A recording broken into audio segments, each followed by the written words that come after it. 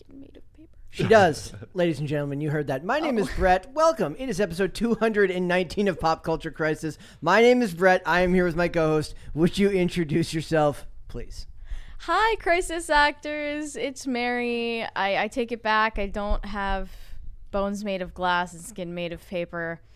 Anyway, Shane couldn't make it in today, but we have another familiar, beloved face in the studio today. Introduce yourself, please. I am Wesley. I am the maker of Cast Castle. The maker. That's such a humble name for the creator. Right? The creator. I'm not the creator. Yeah.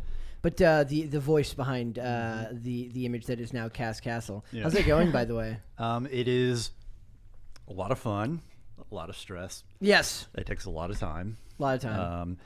It's a little bit harder now than it has been in the past, but that should be assuaged soon, and we will go from there.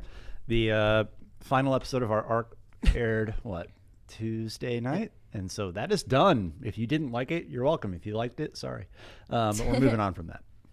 Is it going to be sort of like the MCU where we have different phases? Phases, yeah. So we're going on to phase... Yeah, we're going to the cosmic phase. It's Cosmic Castle from now on. Oh, so okay. No, we're moving on to bigger or smaller and better things. Smaller and better things, okay. Yeah. All right, so we got a bunch of stuff to talk about today. We're going to talk about Lord of the Rings and the many, many, many problems that seem to come from that show. Is that the title? Literally anything but the show is what people are talking about, or at least that's what it seems like to me.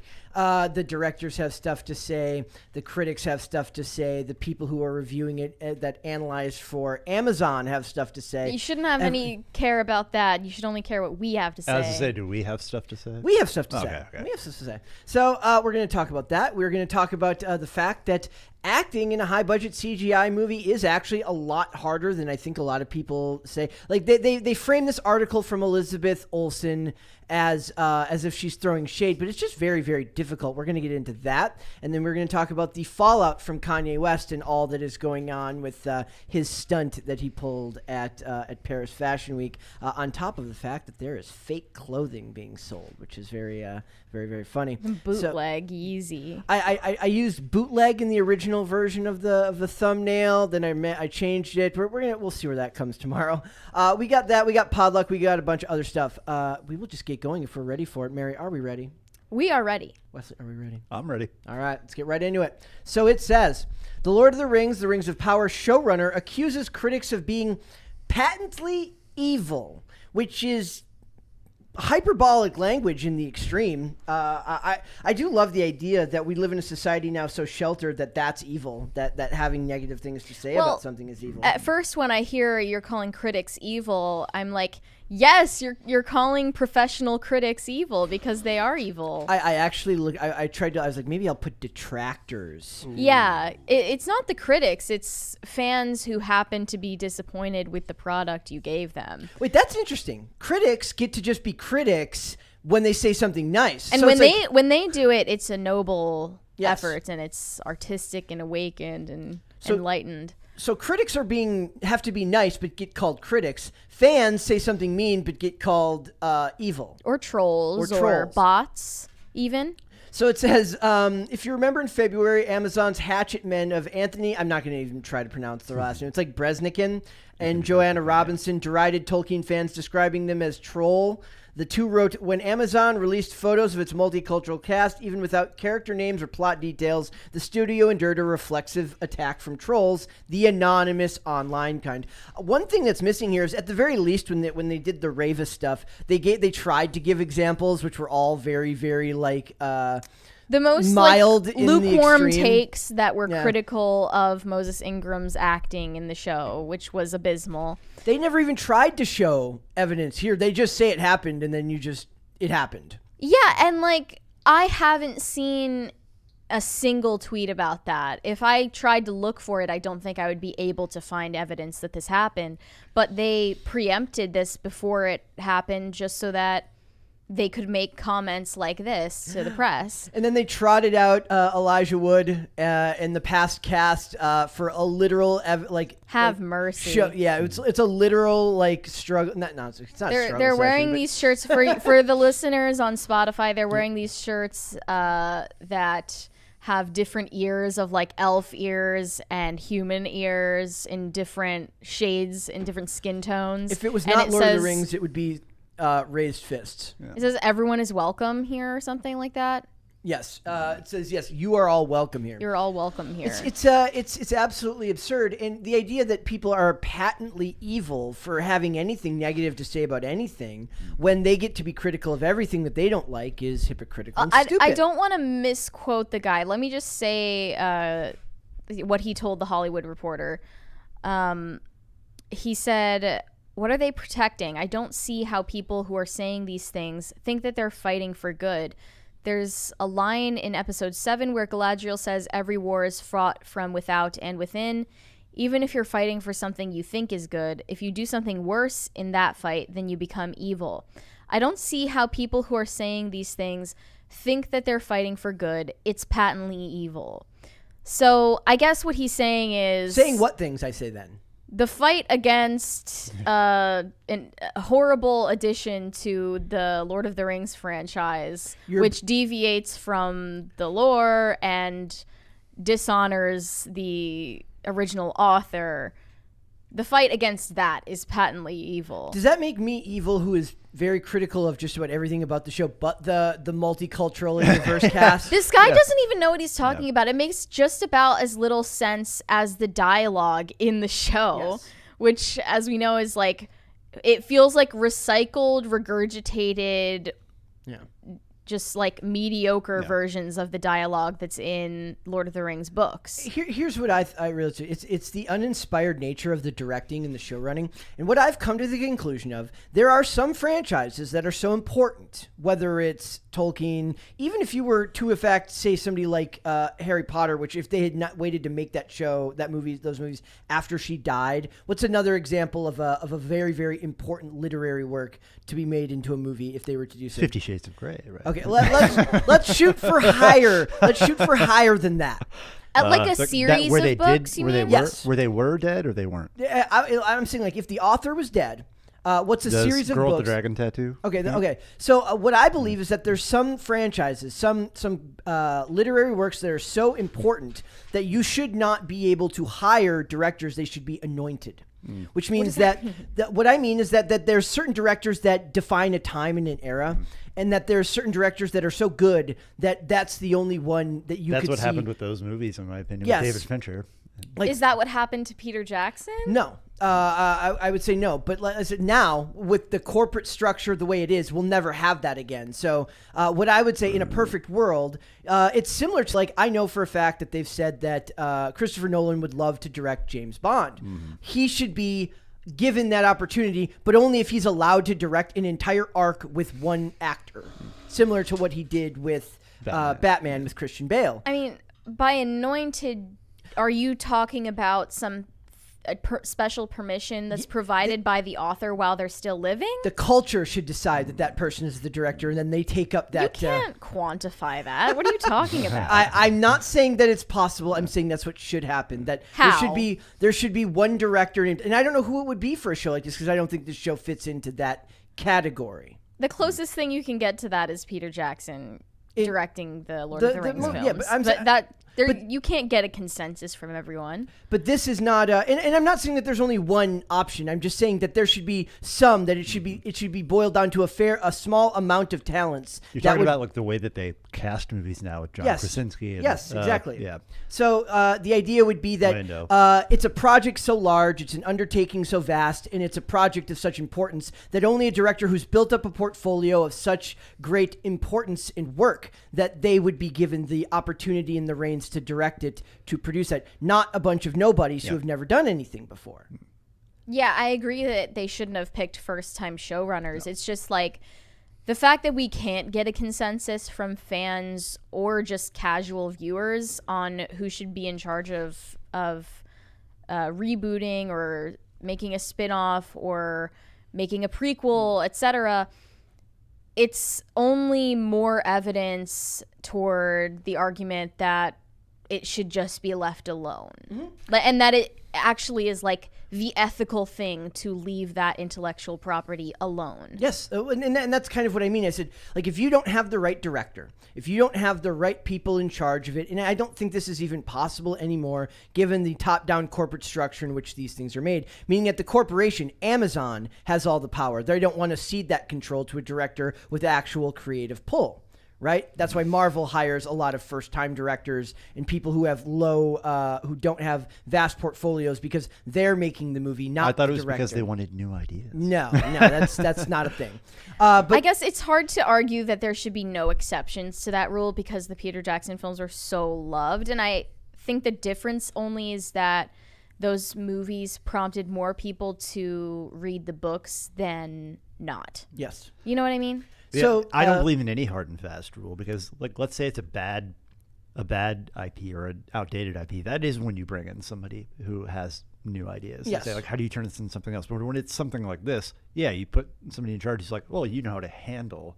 And Peter Jackson proved that he knew how to do that. Wasn't there, I don't know if we talked about it when I was here, but he even said, like, I have personal disagreement with the politics of these books, but I'm going to put that aside and make what the people who love them want to see. There would be none of that nuance today. And also it says here, the Lord of the Rings of Power show is so boring that it keeps making an Amazon analyst fall asleep, which is a good example of just how things are going for the show. And I think that speaks to the directors not knowing how to direct action, not knowing how to pace what they're making. It's so bad there. Like, the action's so bad. Yes, like, it is. The armor looks like it was from Spirit Halloween. The dialogue as we are all experts in now. Yes, yeah, right. It's so funny that, like, working in finance and advising shareholders means that you have to watch this show like and take notes on it like, and then report back. Is there like one finance bro they went to college with who just happened to have like a Lord of the Rings poster in his dorm and they're like, hire that guy to watch Lord of the Rings for us? So it says, we fell asleep during our first viewings of episodes 1, 3, and 4 and have not watched episode 5 yet due to a combination of not enjoying the first 4 episodes and a busy schedule. So, I mean, maybe they're not looking for people with busy schedules, but the guy's clearly not super invested in it. So if that's not bad, if that's not the type of analytics that they could be giving Amazon, he's like, look, the best review I can give you is that I don't give a crap about what you're making. And we've already spoken about the fact that Rings of Power is the perfect background noise TV show, which is not a compliment. No. I mean, I guess if that's what you're aiming for, then fine. But then shouldn't it then just be an original story and not adding on, like tacking on to a franchise that already has excellent work? They spent all the money so that they would have the buzz, but then now it's been nothing but smoke and mirrors since they started producing this, because I've heard nothing about ratings other than the strong hard, like the 25 million that they got right off the bat, and everything after that has been like, it's been the best at this time, at this hour, for this period of the day. It's been a bunch of like subcategorical records that don't actually mean anything. Yeah, it's intentionally misleading. If you take the broad view and you take 10 steps back, is anybody actually talking about it in a positive way? No. People are talking about House of the Dragon, about Dahmer. What else? That's really it. That's pretty much all that's going on. She-Hulk is still being torn apart. Andor, so what? Andor? Like, I like it. He likes Andor. Is it wildly popular? No. I mean, I doubt it. It is surprisingly well received. Oh, by the way, is it kind of a Western? Would you call it a space Western? I'd say it's more of a space thriller, more space Jason Bourne. Does it feel like Star Wars? Yes. Which I want to go back to the first article, because I want to pull up. This is from the Lord of the Rings official Instagram page, where they say J.R.R. Tolkien created a world in which, by definition, is multicultural, a world in which free peoples from different races and cultures join together in fellowship to defeat the forces of evil. Rings of Power reflects that. Our world has never been all white. Fantasy has never been all white. Middle Earth is not all white. BIPOC belong in Middle Earth, and they are here to stay. The problem I have with that inherently is that there's no thought put into where they are, meaning that that's absolutely true, but there's no reason that all these groups that look vastly different would be part of one group. There was a shot early on where you're on one of the boats, and there's a white guy, there's a black guy, there's an Asian guy. I'm like, that wouldn't happen at this time because of how travel worked, how exploration worked. It's not a reflection of we don't want a reflection of the world we live in. This isn't happening at a time in the world we live in. I'm sick to death of the idea of things having to reflect back on us when we're looking to escape and watch somebody else, not ourselves. But that's actually not the point I was trying to make here. So they posted this, right? And they posted in solidarity with our cast. And then the first response is from Star Wars Andor, and it says, "From Middle Earth to a galaxy far, far away, hashtag you're all welcome here." And then the comment under that says, "Didn't you guys shrink Finn for the Chinese movie posters?" It's just proof that all of the power and motivation and excitement is coming from the blue check marks that are part of the establishment, not the actual people they want to reach while watching this stuff. It's the smoke same, and mirrors. Yeah, it's the same reason that they overrepresented Disa in the promotion for Rings of Power. When she's barely in when it. she's barely shown in the series. Yes. It's so disingenuous, and I feel like wouldn't the woman playing Disa, I forget her real name, but wouldn't she, comparing the promotion to her actual screen time, feel grossed out by the fact that she's been tokenized? I think that's a product of a different time and a different place. I literally do look now at Hollywood as a different country, a different world entirely. To a normal person, I feel like that might be true. To Hollywood, in a place where your image and your visibility is your capital and your currency, I don't think that bothers them. Your visibility in marketing. Yeah. Images is more important than your visibility in actual screen time. If it leads to more role, maybe she doesn't care about this role. Maybe because she came from Broadway, I believe. She came from the stage. Most of them seem to have never been fans of Lord of the Rings. So if she doesn't give a crap about the source material, if she doesn't give a crap about the production, she just sees it as a way to look, my agent is going to have a field day sharing this promotional material with everyone. Morfydd Clark said that she traveled to New Zealand knowing that she was going to be in an Amazon show, but she had no idea what it was, what the pitch was, what character she was going to be, even after finding out that it was Lord of the Rings. She was just like, heck yeah, breakout role on an Amazon show. And I think that's and that's fair enough, but clearly no one involved cares about this concept, the show. Yeah, they don't care about where this comes from. So I wonder if that's a product of an age we live in now where the actors are less about the craft and more about the message and the fame, right? So they don't care. They care about pushing their socio-political activism. I don't know if that's true of Clark, but I'm saying that seems to be a very common theme. And then the other one is that it raises their profile for more work onwards. So it's less about the material. Even their interest in the issues is about raising their profile. Yes, exactly. To buy that they all actually care. We did a segment yesterday about Me Too and Time's Up, and it's very little to do with the actual activism and a lot more to do with proximity to power and the advancement of your career.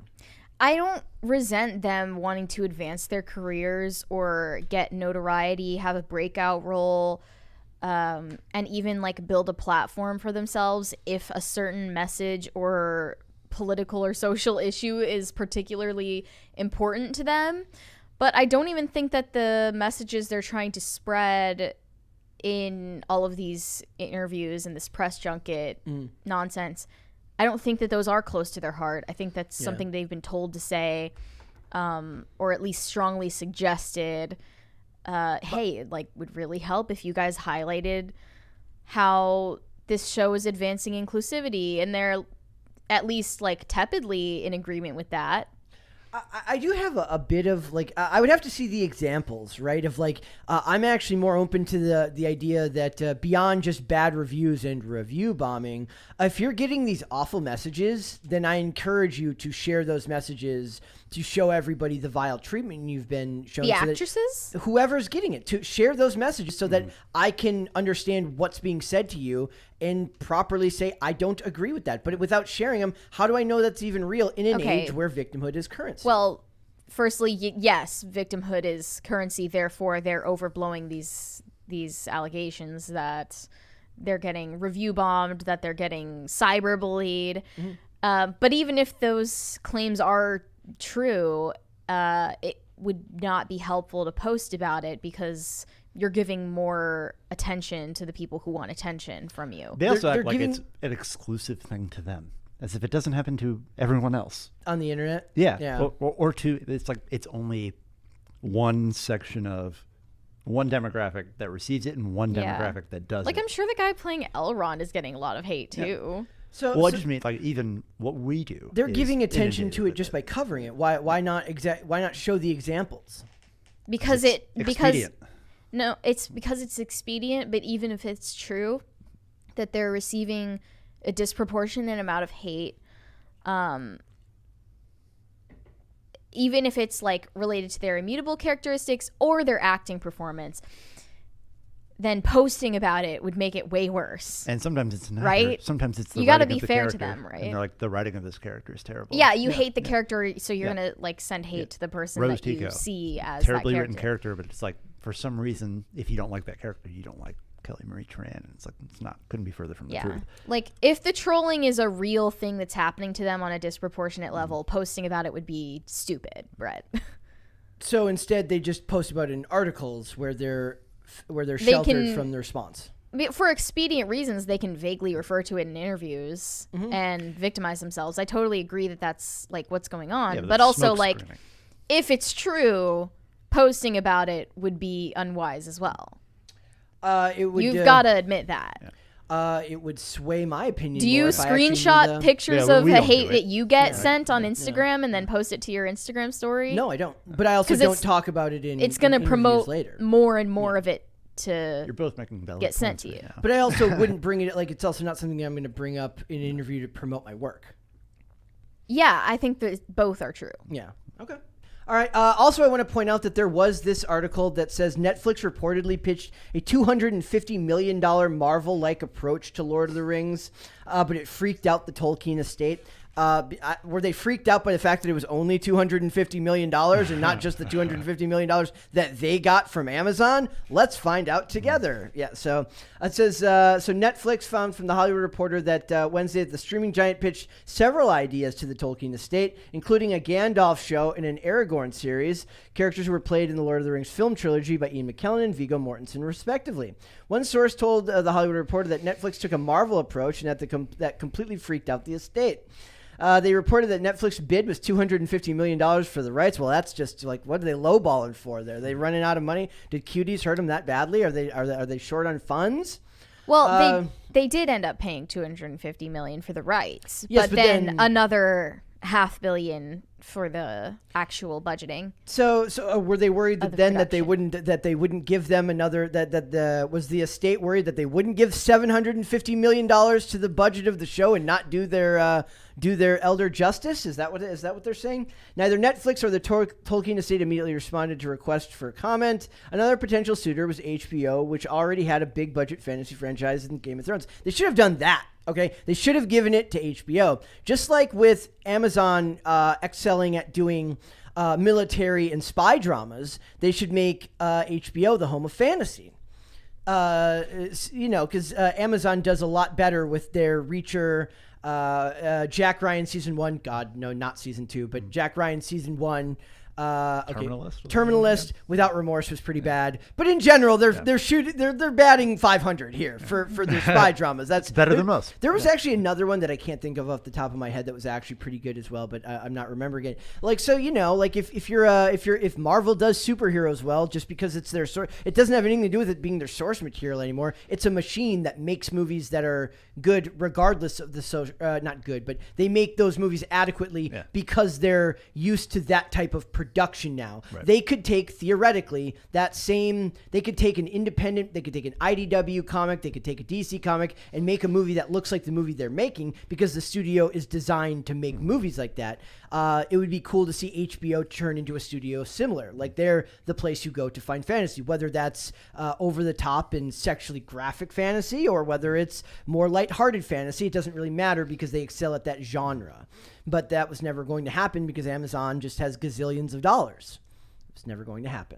So. HBO Max couldn't match their pitch No, to the estate. especially not after the sale from Warner Brothers Discovery went through. Yeah. The money wasn't there for. I mean, they've been trying to cut funds. They were trying to cut $3 billion in assets before the end of the year. So. But House of the Dragon is still outperforming. Yes, it is. Rings of Power, no matter how much money you spend on it, if it's if it's not well used, then you won't be rewarded for such a risk. Yeah, theoretically, they could have made it with less money and done better. But theoretically, I mean, it's a lot of people are saying that the Conventionally, sets for Rings of Power and the costuming is just low quality. it's that armor, man. It really is awful. Like they should have done. I don't know that it's that bad. It's just that they're shooting it in a way where nothing is hidden. Yeah, there's no shadows. It's not shot properly for its color. It does look like the armor should have a sheen to it that it simply doesn't have because there are no shadows bouncing off of it. And you're watching it, and you're like, I'm literally waiting for it to crack, like a kid's Halloween costume. And it's so in focus. Yeah. I mean, you want your shot to be in focus, but it's so sharp to where. That's because of how much extra work goes into to any type of depth of field into animation shots like that. That's a whole nother department that they can't always afford to do. The most noticeable, I think, when they're on the boats. The boat scenes are like, if you're watching it on like a regular size TV, it's fine. But if you watch it on anything bigger, two of the hardest things to do in animation are fire and the rocking of boats, because that is such an absolutely like you can't really mimic that. So you can do that in live action photography, but then they have to mimic it on the water. Like the water has to mimic and follow the motion of the boat, and that's very, very difficult to do. It's kind of like an uncanny valley thing where you know something's off, but you don't know why. You're right about that. I didn't notice. They didn't even make an attempt at that. It's so funny. When I was watching it, I couldn't even hear what they were saying because I'm like, this boat is there wasn't driving even me like insane. Noises of the boat moving. No, there was just really crappy dialogue about the guy comes in and ruins it after she has her first halfway decent exchange with, whatever his name is. Character we don't know the name of because nobody in the show. Halbrand or Elendil? The son. Isildur. Yeah. The characters that have no names because nobody cares. That's what it is. Isildur is like the least interesting character on that whole show. Actually, maybe his sister sister takes sister. the cake for that, but him second. The Critical Drinker made a really funny joke about it. I'm not gonna. It's actually fair, not vulgar, but it was a bit off brand for him. But it was good. So, what do you guys think that they meant by a Marvel approach, though? Expanded universe, meaning like instead of this show, if they had done that with this show, this would have just been the Galadriel show, and it would have focused only on Galadriel and her journey, and not gone between Galadriel to the Harfoots to the. Oh, but that would require them to actually know about the source material, and that's too much work. But here's the thing: they could have done that with this because arguably the biggest flaw of this show is they're bouncing around too much. For something that was really sad. Even if you just got rid of one of the characters, which I believe should be Bronwyn, or maybe like Arondir. Yeah, get rid of Arondir. Keep Bronwyn. Purely for the looks. If you got rid of like one thing that you have to bounce around to, then it would be less overwhelming. Yeah. I mean, we saw how much more in focus the last episode was, even if it didn't actually make a whole lot of sense. Yeah. Just by virtue of the fact that you focused exclusively on the Numenorians and Bronwyn and them. Two stories collided. There was another video that pointed out like, why is there only 3 buildings in all of the Southlands? It's like seems like the town should be bigger than that. Like that's stuff that I don't notice. Like I love that. We who is it that was here? Don't walk run was talking about like he loves to point out like to catch the flaws in like storytelling. I don't work that way. So if I notice it, it's bad because a lot of atmosphere, good cinematography, and talented actors covers up a multitude of sins as far as like actual story structure and inconsistencies, which I've always found to be the more annoying of the things to complain about. You like to catch the flaws in how they film it. Yes, but they still have those flaws. But that usually doesn't take away from my enjoyment of it. That's the snobbish thing that I point out while we're watching it. It won't make it. I mean, less fun to you're watch. more of the expert in that. But if I'm able to notice it and I'm uninitiated in those details, then something's really wrong. Yeah. So to me, it's like they screw up because they could have covered up a multitude of these really, really bad story flaws with like. A baseline of competent storytelling, meaning like the groups all look like they're from the same area, and halfway decent CGI or lighting might have gone a long way to covering up a lot of these flaws. And just get rid of the Dorg. Yeah. That served no purpose. The dogs. Why was it even there? Nobody knows. Nobody It knows. served no purpose, and it looked terrible. All right. Are you enjoying? We've been making Wesley watch the show just in case Yeah. it's a day he's on. Yeah. Are you up Thoughts? to date on it? Yeah. Thoughts? Same as initial thoughts. Probably, I would say it still is keeping me on. Where I'm like, I'm gonna watch it still to see what happens. But it is. You said something after the first episode, which was like, if this was any other show, you would be slightly impressed. Like if it was Merlin Part 2, like Oh the man, level if they of brought production, back yeah. Merlin, let's go. Katie Yeah. McGrath's still around, right? She's like a Yeah. big Me Too person. I know Let's that. bring Yeah. her around. Right? But if it was We one of mentioned those- her yesterday. I was like, is it the same Katie McGrath? That It's could the be same one. Okay, yeah, she's great in that show. She Like is bring great in that I show. mean William Hurt's sadly gone, so we can't have the dragon. John Hurt. Did I say William Hurt? Yeah, they're both gone. So They're both doesn't gone. matter. But there is something about it. It has that TV movie vibe, even though it has the money of a movie where it's like all of the extras are terrible. Every like cheering scene, and that pulls me out of it. Movies don't have that. Yeah. Movies don't have that. They have professionals, but this was a lot of like, as I said, they don't know how to film act. Like they know how.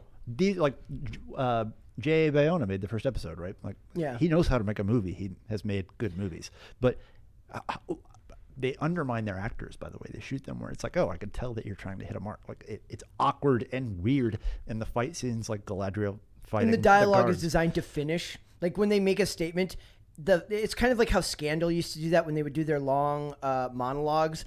It's designed to have an endpoint rather than sounding like an actual conversation. Right. Yeah. It sounds written. Yeah, exactly. It doesn't. I don't know. You know what they should do? And the least offensive thing, as you said, is the cast. Like I literally have not been watching it thinking like I don't. It's why these That's not articles annoy me because there's more than enough to complain about that has nothing to do with racism. And this is literally like the one time where I have not seen one person, as you said, especially somebody that is perceived to be on the other side, of the culture war, say that. They say like, oh yeah, you didn't care about that. Anyway, here's the problems with the show. Yeah. Like it's a footnote, if at best. It's not even comparable to John Boyega. I bring this up all the time. John Boyega, people, they were outraged that there was a black stormtrooper, and they wanted an explanation how there was one. And the consensus there grew to be that his would have been the more interesting story to tell anyways. Yes. So, yes. All the people are like, oh, you screwed over Finn. It's like, oh, you mean the character you hated from the get-go? It's like, no, I didn't hate him. I wanted to know why there was a black stormtrooper, because where we're from, we thought it was all cloned from one guy. You know what they should do? The Daily Wire, which, by the way, you should sign up for the Daily. We didn't do that. We'll have to do that at the end. I was just planning on doing that shout out at the end. Okay, what they should do, I want the Daily Wire to raise like $600-700 million. Easy. Right. And then I want them to buy the rights to just Xena Warrior Princess and do this, but Xena Warrior Princess and make it super Can we based. just stop trying to purchase the rights to this, purchase the rights to that, Well, if they're- and just come Xena up with traditional something of your housewife. own? Yes. Xena traditional housewife. I'm half Xena kidding. Tradwife. Yeah, Trad like, wife, yeah. but like no, like she's super trad, but then like gets called to action because her husband dies, but he has to die heroically. Yeah. He can't die like a punk. He has to Sarah die Connor in battle. 2.0. Yeah, and then Gina Carano just goes on like an adventure as Xena Warrior Princess. She'd be a great Xena. Yes. I wanted to bring up the Daily Wire, in fact, because what was the word? Patently evil? Patently evil is when, I'm not going to call it the New York Times. I'm pretty sure it was them, but it may not have been. When they said, I loved this movie. And then they found out later that it was a Ben Shapiro production. The They're like, Run, this Hide, movie Fight? is, Terror on the Prairie. Oh, They yes. didn't realize- The and they're lady, like- she like apologized. She's like, Yeah. It was like I And equated she it said to. that she felt assaulted to have How the did movie she does. watch it though?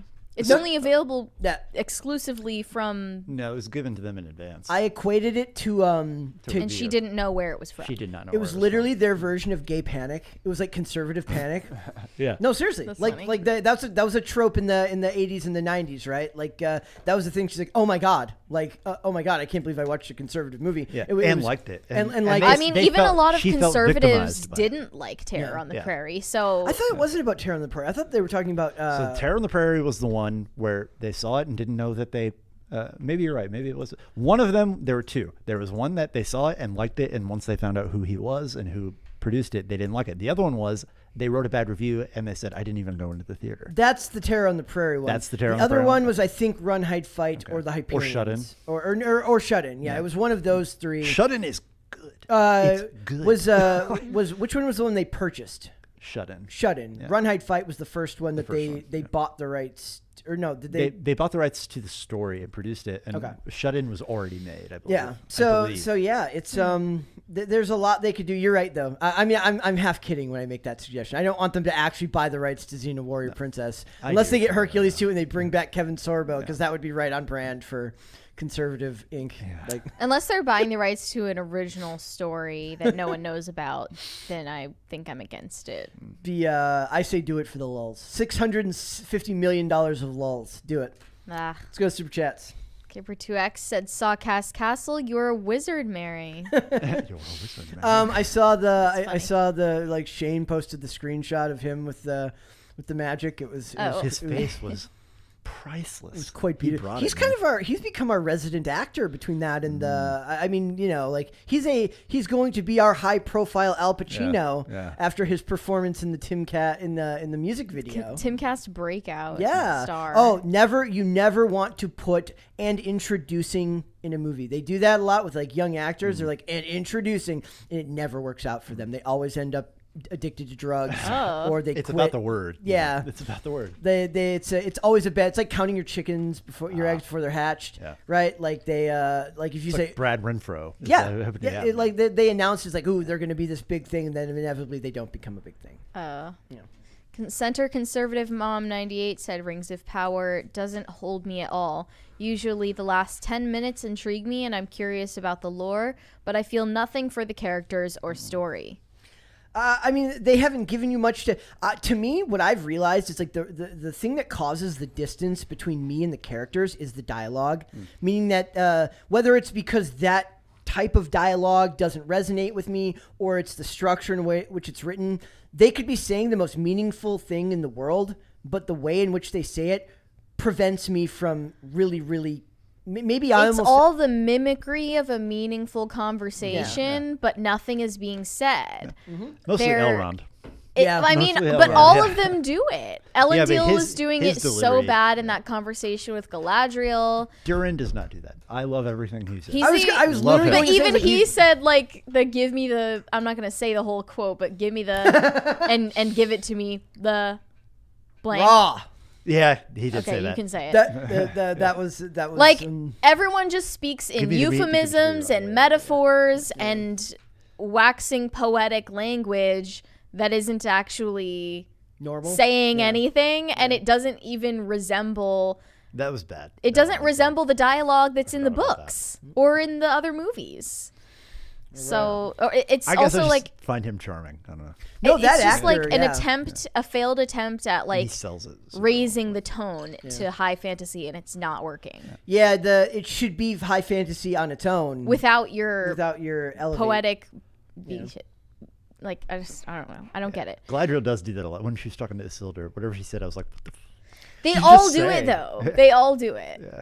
I And, guess. and sadly, like they're not haven't responsible for the script being that bad. She but is, however, responsible for that face she makes whenever she's on a horse. yeah. That's awful. Yeah. What's with the Perfume slow mo? commercial, They'd man. overdo the slow mo too. I need to stop. I'm going off the rails. Tacti Platty said, "Mary, please say bad app. I'm not reading that." Also, I want to just point said out. it. Oh, and I deleted it too. Tacti Platty sent me a message before the show today. It was a meme. In fact, I think I can pull it up here, where he says it's a meme. It's a picture. It says the actors you know but don't know the name of starter pack. And he's like, I bet you could name half of them, and I got exactly half right. So I want to put it was William Fichtner, Vinnie Jones, David Morrissey, Keith David, Noel Guglielmi, Eric Roberts, Peter Stormare, Rick Yoon, and Kim Coates.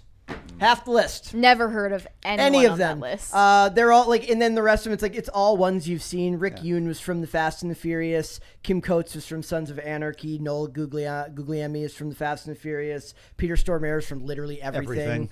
William Fichtner is from literally everything, but my favorite is when he plays the banker, or he's like the evil money manager dude from Heat. Of course, that's my favorite movie of all time. Vinnie Jones is also my favorite, is from Gone in 60 Seconds when he plays the guy who doesn't talk. He's the Juggernaut. Yes. Or and anything. I left out the word. Yeah, and then David Morrissey, I know from House. He plays the police officer trying to take House out for... He's the governor. Yes. As well. The governor. And Keith David is just one of those... I remember him from a random episode of Hawaii Five-0, but he's also Keith in... David? Keith... Yeah, he's from Keith David. Yeah, he's from the Transform... the proud, the Marines. Yes. Yeah. But he's from the Transporter. On He's top from of... Requiem for a Dream. And Eric Roberts from a bunch of other stuff. Yep. Eric Roberts is in the brother of Julia Roberts.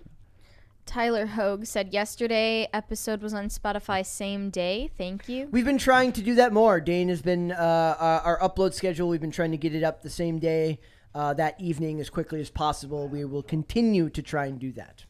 Bulldog96 said, will y'all be reacting to the trailer drop of Super Mario Live? The answer is no, because we don't react to any trailers live. It's a copyright claim. But also, I want to point out that there's a hilarious Photoshop of Chris Pine, or I'm sorry, of Chris Pratt that they made for it, that they took from a picture of from Jurassic World Dominion, where he's doing the thing like this, but they make him look like Mario. It's fantastic. Johnny Beck sent us a thumbs up. Thank you, Johnny Beck.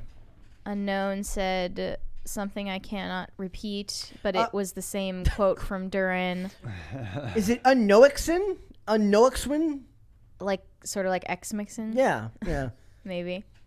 Walker Texas Danger said they should have scrapped Bronwyn for sure. Maybe all the other characters Hunger too. Strike. Attica. No. She has no charisma. No, you just think that she's hot. That's true. Can you admit that? Yes, I can absolutely. No charisma. No, zero, Literally none. She had some moments of promise in the early scenes that all quickly faded and evaporated, but she's still hot, so it's fine. Hobbit said this It show does should count for not something. exist. I hope you are not talking about our show. I hope you're talking about Rings of Power. I'm assuming they're talking about Rings of Power, but you know. Either way, appreciate it. Thanks, I think. Halls and the Kid said PCC review of Cast Castle when? Now that we could do Keep it in the family? That we can do live. We could do a live reaction to that. Tuesdays at 3 Yeah, a.m. we could. Tuesdays at 3 a.m. 3 a.m. Yeah, that's when it went up. But we could review it on the Great. Wednesday episode. You're going to be on Wednesdays, theoretically. Oh, is that what it is? Like you'll be on. I mean, we're going to be needing somebody for Wednesdays. Yeah. So assuming that we're just steal you from your other. I mean, we've got rotating days no matter what that So come up. maybe that could be a thing we do. That's where a good idea. we react. We do a segment reacting to Cast Castle. It's just you cringe a lot at the things that I didn't get. The little things, Yeah. it's very hard to. In fact, I always feel bad for directors and and then when they have to do audio commentaries, because they just want to point out the little stuff. I only don't want to react to it because I'm in it. You aren't in it, Brett. Yes, I have an air of mystery about me. I relented on that, and I'll say if you're one of the commenters who's like, you should have. Yes, I should have. Yes, I know. I know. I know. Like, I'm very aware, and it's It's appreciated. patently evil to say that. No, I agree You should with start doing your hate the fans thing. I'm not saying Doing- like mad at them. I'm saying like I agree with Dude, you 100%. But like, do a It's very hard. self-aware, Yeah. like hating the fan base Dude, thing. but you know what I you don't can hate do? them. I agree with them. Pretend I'm saying to like, hate them. you can It's do funny. What you can do now, if they say something you don't like, you just call them racist. Yeah. That's, oh yeah, I'll do that. or sexist, or homophobic. No, it's not that. It's not that they're saying things I don't like. It's that like it's that they're Saying things you something agree with. that I agree with, and I'm like, I know. Like, thank you. It's validating. It's Now people validating. are Like, just there like- are things that I wish I could have done, but time or resources or, and then there's only so many hours in the day, right? And only so many lines we can cross, right? But yeah, like, this is a hard thing to do, and that's another reason when I watch shows like this, I'm like, I bet they should have, and then I freeze, and I'm like, they probably know that. In a lot of cases. I'm Not past Lord, that not, point now. Not Rings of Power. I used to give. Oh, okay. I used to give a lot of leeway. I'm like, dude, it's hard. $750 million. You Creating- could have done it. Creating you could have anything made is good difficult, costumes. but You could have like spent that's for example, the fight scene with the guards that you made fun of a lot, and I laughed very hard with Galadriel, where it's just like it's just over. Yeah, and like, it's not on frames are camera. good. No, yeah, it's like you could have done something. It's You just could the have done sound of something. clashing and grunting in the I didn't background. even hear clashing. It was like, oh, excuse me. It's like shuffling around in like a revolving door. And they were like, be careful because you might hurt her. Like during the scene, that's how it felt. Like, don't like swing at her too hard. And it's like, I'm sure that's not true, but that's how it came off. Yeah. And it's like, you could have done anything else. Anything else. Could have had a flash of magic. That'd be True, cool. true. Yeah. Waffle Sensei said, Xena Hercules comeback? Let's go. I'm here for it. I'm here for Gina So Carano. Keep Xena young reboot. Xena or younger Xena with Gina Carano, but just keep Kevin Sorbo as Hercules and don't explain it. Just fine. It's fine. Time warp. Time warp. Center Conservative Mom 98 said, watch Shadowversity on YouTube. You'll like Rings of Power less. We don't like Rings of Power We don't that even much like Rings of anyway. Power. We're just not as like openly hostile. Oh, she as said Shadowversity. Shadowversity. Yep. Shadowversity, man. All right, well. guys, we're going to move on. And we're going to talk about, I want to get Wesley's perspective specifically about Elizabeth Olsen, who finds it embarrassing to film Marvel scenes. I mean, you know. I want to know. I would find it embarrassing too. Think about being Ezra Miller strung up on a bunch of fish lines, having to pretend to run in midair. This is where I actually have a lot of like sympathy for the actors because it's an art form. What they do when it's done well. It's not even done well in Marvel. But I'm saying when it is done well, it's an art form. The best example I can give you is go watch the bonus features of any of the Planet of the Apes movies, where they have to have these very serious ethical discussions with a CGI circus, Andy Serkis, and it's absolutely hilarious to watch them pull these deep, emotionally riveting moments out of something that looks patently ridiculous.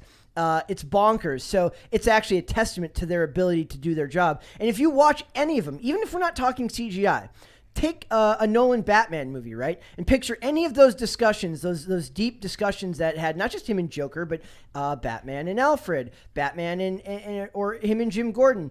And then you have to remember that he's wearing a giant rubber suit in a room filled with people with lights that are like 1,000 degrees with a bunch of sets that look real but are actually foam or plastic. They look real to us. They look real to us, but not they're to them. not. Yeah. The art form of what they do it's why I always push back when people say that acting is easy. It is not. It is an extremely difficult thing to get lost in. Anybody who's actually made like a fan film or a film with your friends understands. You think that you'll be able to deliver that dialogue really well, the same dialogue you heard, because you've been given the roadmap to what it sounds like when that actor came up with that dialogue, with the way that they were going to say that dialogue in their head. Yeah. Okay, it's not easy to do. And then to do it while suspended on wires with gigantic green screens behind you. But it is embarrassing. I'm sure when she's doing her wavy Wanda hand motions. Expert. Yeah, I had to do the Scarlet Witch thing, and it felt ridiculous. weird. Yeah. I can't imagine how it doesn't like take them out of the scene so much that, I mean, according to Christian Bale, he says that he like doesn't even know what's going on. Yeah, you don't when it's like that, when you're surrounded by green screens, you don't know what you're acting, so how can you act it correctly? Yeah. And remember when I think it was Jamie Lee Curtis. Am I imagining this, that Jamie Lee Curtis made some joke about how she'd never get casted in a Marvel film, but she's open to the idea? Something like that, yeah. She joked about how it actually would end up just like feeling like she goes to an empty warehouse 5 days a week. That's all they do. And it doesn't feel like you're part of an artistic project. It feels like you're just a stick figure. Yeah. Christian Bale mentioned, he goes, go. They're like, go to Studio 7. He goes, what the hell is Studio 7? They're like, it's that one over there. Is it the one with the blue background or is it the one with the green background? They're like, it's the one with the green background, but it's higher. Like, you don't know because they literally build the worlds from scratch. A good example, another great one is there's a really good breakdown video online of the video from in the movie Batman vs Superman with the fantastic Ben Affleck as Batman. Dane. Dave is seething in the chat right now, there's sure. There's a great scene One of the best scenes in the movie, however bad that movie may be, is the scene where, as the building's collapsing, Bruce Wayne makes the choice to run into the smoke as the building collapses, and it looks as real as can be. It's literally not there at all. They build the whole thing from scratch, and it's crazy. So to be able to do that, imagine he has to, like, there's no smoke, there's no nothing. He has to, like, put his arms up and look like he's interacting with this environment, and there's nothing there. It's not very easy. And like I said, and that's on top of the even funnier ones where they have to actually wear green screen suits, and you have to not laugh while you're doing that. Like Benedict Cumberbatch. Yes. Yeah. That's the dragon. Like, I see the Amazing. quote from Jamie Lee Curtis after Everything Everywhere All at Once was the center of this miraculous little movie that is making its way into the cinema consciousness of the world is kindness. It makes all of the other swirl and twirl of green screen offerings seem artificial. And that was at the same time as Doctor Strange Multiverse of Madness. and you would agree. So she's obviously throwing shade at them, and I agree with it, like, on a fundamental level. Those things are artificial, not just in the special effects that they use to create these the sets, story they tell. but the story they're telling, and that's, you can't disconnect those two things. You know what the biggest the biggest loss of that is that the comics have great stories that you could be telling, but they can't bring themselves to do that because they don't know how to adapt them properly. So they know how to take the general elements, the core elements, and then manipulate them beyond all recognition until they're barely a shell of what they were when they were written in comic book form. Because admittedly, it's not the same medium. So you have to tell the story a little like, bit what's the differently. alternative? Yeah. And also the character, like, I agree with you, and I also disagree with you. I think that there's a time for things like that. Like Captain America: Civil War, I think, is a great movie. I think it tells a different story than What actually- Did I what say actually Civil War? happened. I'm sorry, The Winter Soldier. Winter Soldier is still objectively the best Marvel movie. Yes, the and Winter I Soldier is the do one. absolutely mean objectively too. Yeah. I think it stands alone as a movie, not as a comic book. It also tells, my personal opinion is that the people who wrote it, Marcus McFeely, are like under the radar, red pilled, because that movie is so red pilled. 2014, maybe. I mean, that's like, if that movie was made now, Same with I Civil might- War. Civil War Yeah. is about like not being on a government registration, not like not being part of the world police, and like people who do that have agendas, and those agendas change. I was like, I don't disagree with that. And one actually good thing about Civil War is that they don't actually give you an answer as to which one is right. True. They make leave, good points They do about why they absolutely feel. like that, and that's kind of like where make not to get super far off topic, but that's a big thing when they talk about in comics have always been political. But the idea was that back then they gave perspectives from both sides and let the viewer, the reader, make up their mind as to what they thought was the right answer. They don't have that approach now; it's very ham-fisted now. Civil War did a very good job of presenting you both Tony and Captain America's perspectives with nuance so that you could pick whose side you found to be more inherently accurate to what their worldview was. Because they couldn't afford to lose both characters. You can't make one of those guys a villain long term because they're both essential to your storytelling. So maybe the best thing you can do in your storytelling is to treat all characters as if they actually matter. That way you can't throw an unnuanced perspective into your movie just because a character's disposable, right? But the point is, getting back to it, she says, it's silly. She goes, it's just silly. There's a lot of silly stuff. I always wish that one day they would just release a version of the film without any special effects, because then you would understand how ridiculous it feels, how spectacular the work is that goes into making these. And I am literally thinking, like, I wonder what she feels like when she's doing the wavy hand motions, and she's like, Ask her. I mean, how are you supposed to pull emotion out of yourself Exactly. when you can't sense, visualize it. I mean, in any way, you cannot sense what it's going to look like Yeah. to the audience. And there's even like a less technologically based approach to that. Even when you think about when you watch a movie, how much the music affects the mood of what you're watching without realizing that it does.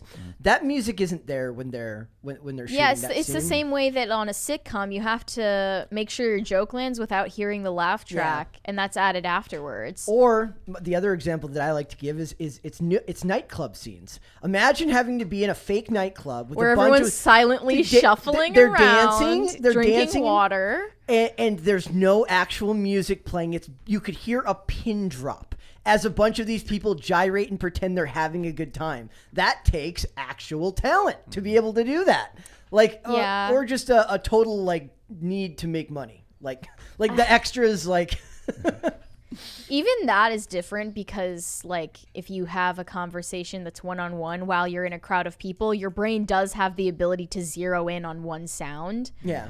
But, when you're just in a one-dimensional room of neon green or blue, and you're, hanging from wires or you're, wearing dots all over yourself or whatever effect that they're going to add afterwards, and you forget what the plot of the scene is, you forget what any of the dialogue even means, you're just doing something more robotic than emotional. And that's what I mean when I say that the actors are actually imagine that you're part of a $250 million project and you're a lead actor on one of these movies, and it depends on who had the best deal was Robert Downey Jr., because most of his scenes were just him against he got to actually look at a monitor and pretend like he was flying, but not actually have to do fake flying. He was just basically, it was his head close up to a camera as he said a bunch of one-liners and then they would animate the graphics in later.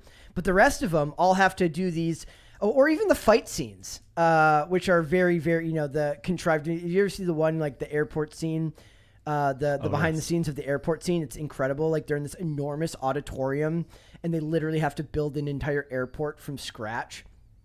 It's wow. to actually sound like you're viscerally fighting with someone while trying not to laugh because you're in an enormous green room that looks like it's a Nickelodeon kids show from the 90s. Hey man, I will defend that because we just tried that. Slime and it is time. Incredibly hard. Yeah. And Aggro the Craig. sun moves. It moves. So I don't know if you watch Crash Castle, but when it starts, it's night, and then we start. Move. The sun doesn't move. Well, no. It moves through the sky, what I mean. We're getting Actually, technically, actually that's not what happened. It we're all moves around through the the sky. Yes. Yes, you're right. Thank you for correcting me. Do you think they ever get worried? What if they can't? It makes continuity very difficult. Yeah. So. Well, it's they have to do that with night shooting, with day shooting. That's why call times are so early, because everything has to be perfect. If they're going to shoot that scene at 11 in the morning, they need to have that set ready and locked by 6 a.m. So that with good prep, the actual execution is the afterthought. So I have a lot of respect for the ability to pull good performances out of roles that are absolutely ridiculous. I want to start using patently all the time. Yeah. Patently ridiculous. I mean, that's cool and all if they can achieve that, but all of these bells and whistles I don't think are necessary to make a visually interesting film. Yeah. I think that the real world and practical effects are all a hell of a lot more interesting to look at than whatever I saw in Thor: Love and Thunder or in Multiverse of Madness. So there is a or discussion to be had here. WandaVision. There is a discussion to be had here because me and you have long held to the position that special effects detach the viewer from the emotional resonance that the movie could have. But that's obviously not 100% the case. I think it's more the material, because if Everything Everywhere All at Once can pull emotional performances and emotionally resonate with people while giving you a very similar visual feast of a production, then it's a problem of the content, not I of the can't speak to approach. that because I didn't see Everything Everywhere Did all at you once. see it? I'm not, but I'm just saying that's the general idea Yeah, I did here see is it, that it pulled a strong emotional resonance. Yes. Michelle Yeoh is a fantastic actress, Yes. And told a better story It's very good. involving a multiverse than a paint by numbers, corporatized, corporate structured film like Multiverse of Madness. Even with the helm of Sam Raimi, who's arguably a legendary director. So it's a problem with the storytelling, maybe not the storytelling method all the time, but maybe working with less forces the story to be better, right?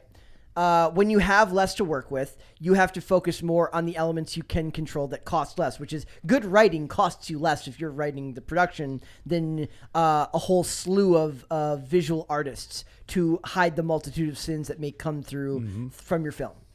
And you need 1 or 2 good screenwriters, Yes. not a room of 10 plus that you have to pay. That was one of the comments. I don't know if that was a super chat we got or if that was something I read earlier where they said, why does everything in Rings of Power seem like it was written by committee, right? Like the whole thing feels like every line was agonizingly written to make sure that nobody could possibly be offended by this dialogue. And a committee, by the way, who seems not to have read the books. Yeah. Or seen the films even, which is even easier. Or we're drawing from material they didn't have actual control of. They didn't have any actual access to any of the source material that they wanted. Why? The Silmarillion, they didn't have access to it. They didn't have the rights to it. Yeah. So they But had then they a also Swedish have video to game work company within have it the bounds of it, canon-wise. And then it ends up being just a fruitless effort. Yep. Because this is not going to be remembered.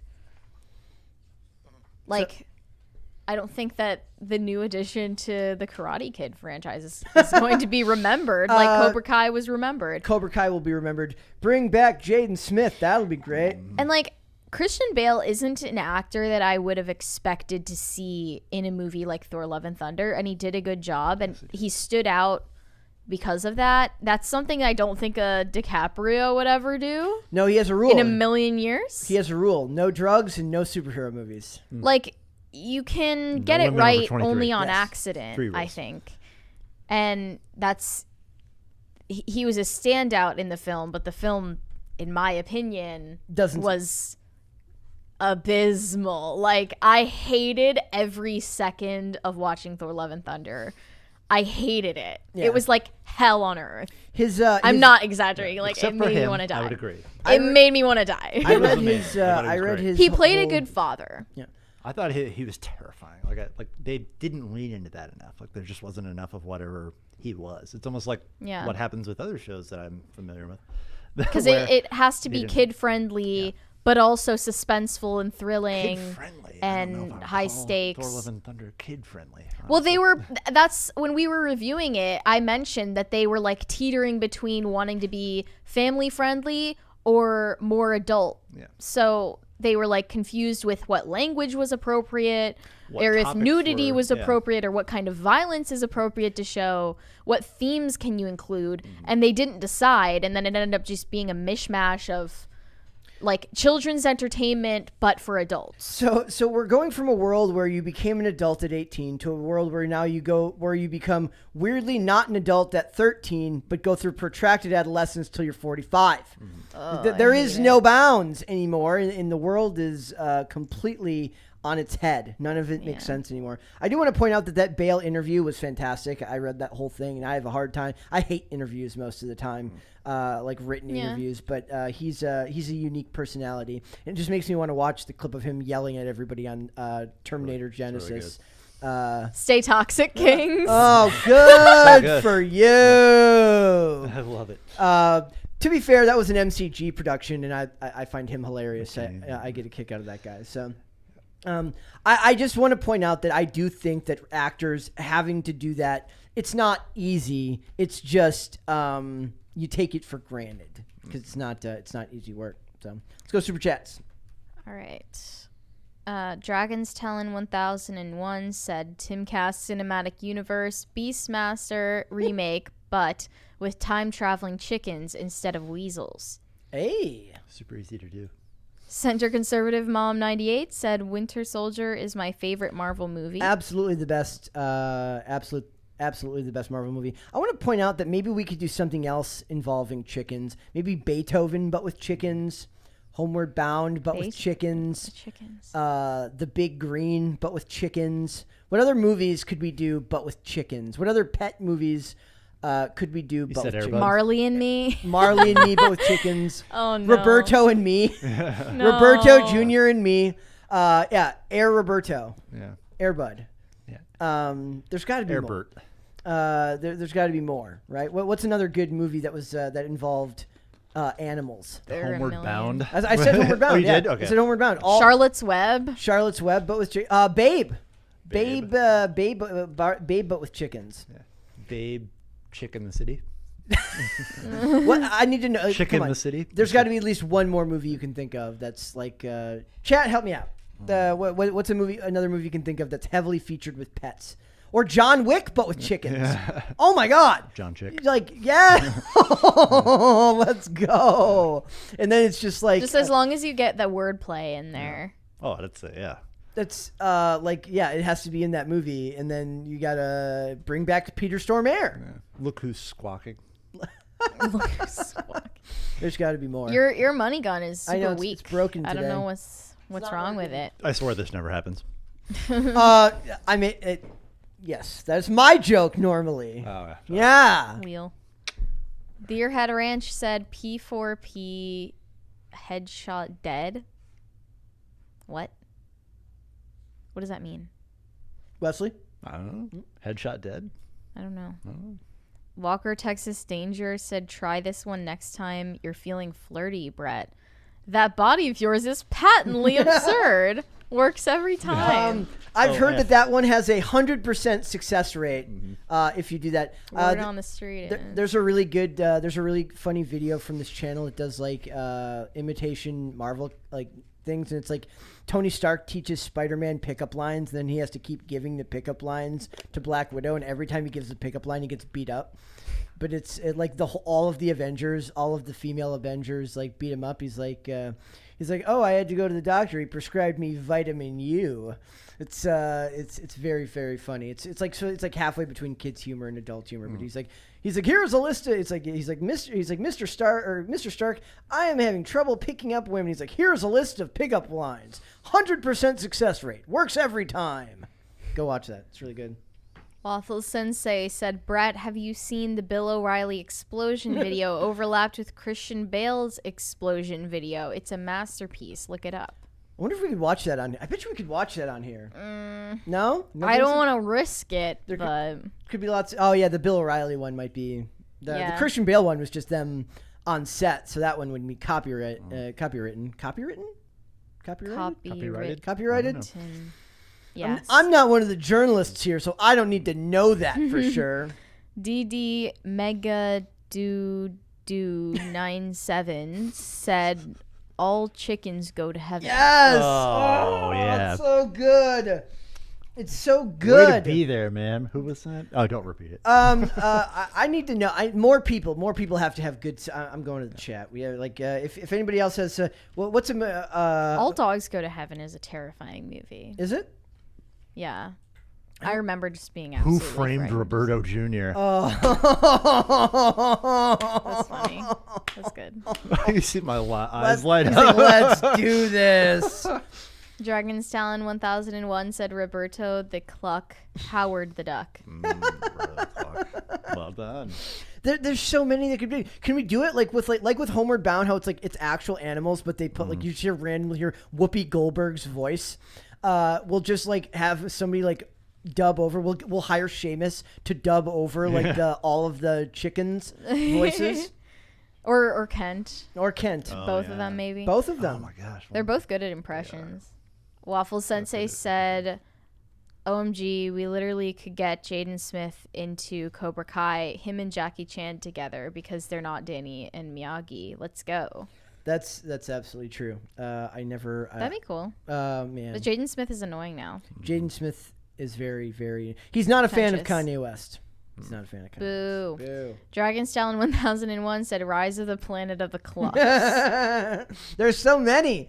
It's funny. Does your mind ever go blank when you're trying to think of something like off the top of your head? It's like I could probably think of 50 movies like not on the spot that involve pets of some sort. Yep.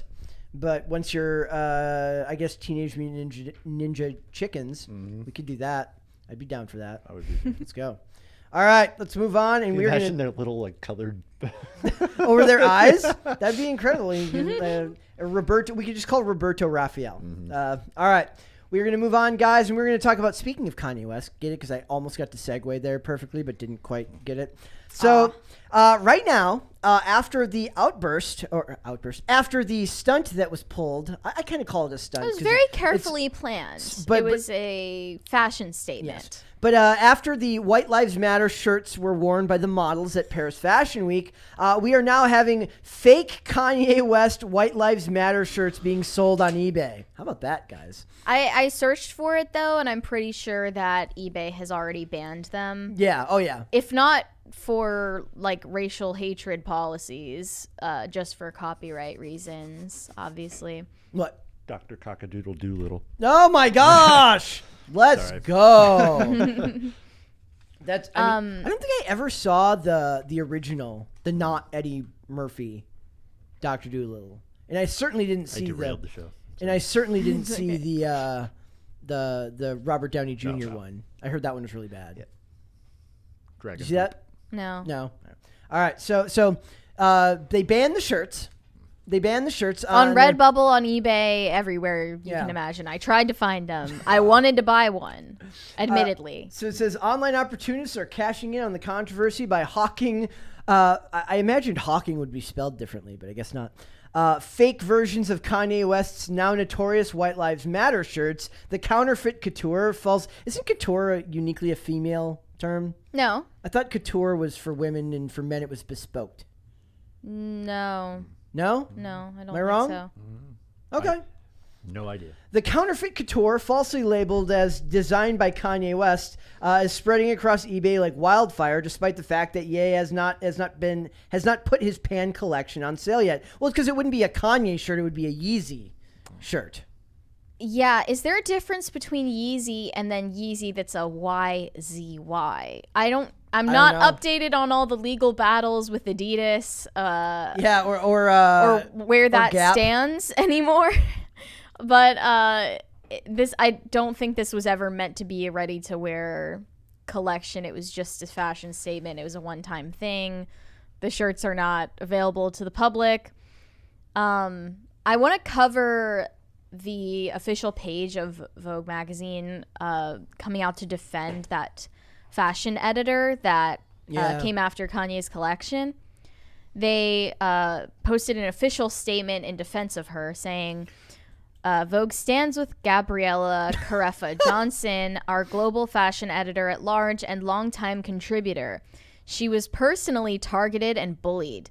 It is unacceptable. Now more than ever, voices like hers are needed, and in a private meeting with Ye today, she once again spoke her truth in a way she felt best, on her terms. So she's bullied because she had an opinion and somebody didn't like her opinion and pushed back. Bullshit. I think she wasn't expecting him to respond, which I think she should know better because she does actually have a platform, and he's known to pop off on social media as he's been doing all day. And ever since the stunt happened, he's been posting on Instagram, but also doing his usual thing where he posts and deletes unpredictably. I've been having to screenshot a lot of things, and I want to read some of his posts from today. It also just in the last hour or two. I just want to just before we get into that, because there's a bunch, right? Yeah. I just want to point out that one of the things that I hate the most is I'm very careful with what I choose to post, because I don't want to, a lot of times I don't like arguing with people online because it's an ineffective way to actually talk about things with people. So I'm very, very guarded and careful with what I post, because I don't want to start a bunch of conversations that aren't going to be productive unless I can actually have those conversations in person. Now, I'm okay if you want to do that, but you don't get to post what you want and then not take any feedback or criticism back. That's not how the world works. And it's not it's not up to Vogue to tell the world that they stand with her because what? Because she was bullied for having an opinion and then getting pushback on that opinion? She wasn't even, it was her bullying Kanye, not the other way around. He just was responding, which is totally fair, and posting her outfit saying this is not a fashion person, isn't a personal attack. It's an attack on something that she chose, which was a bad outfit.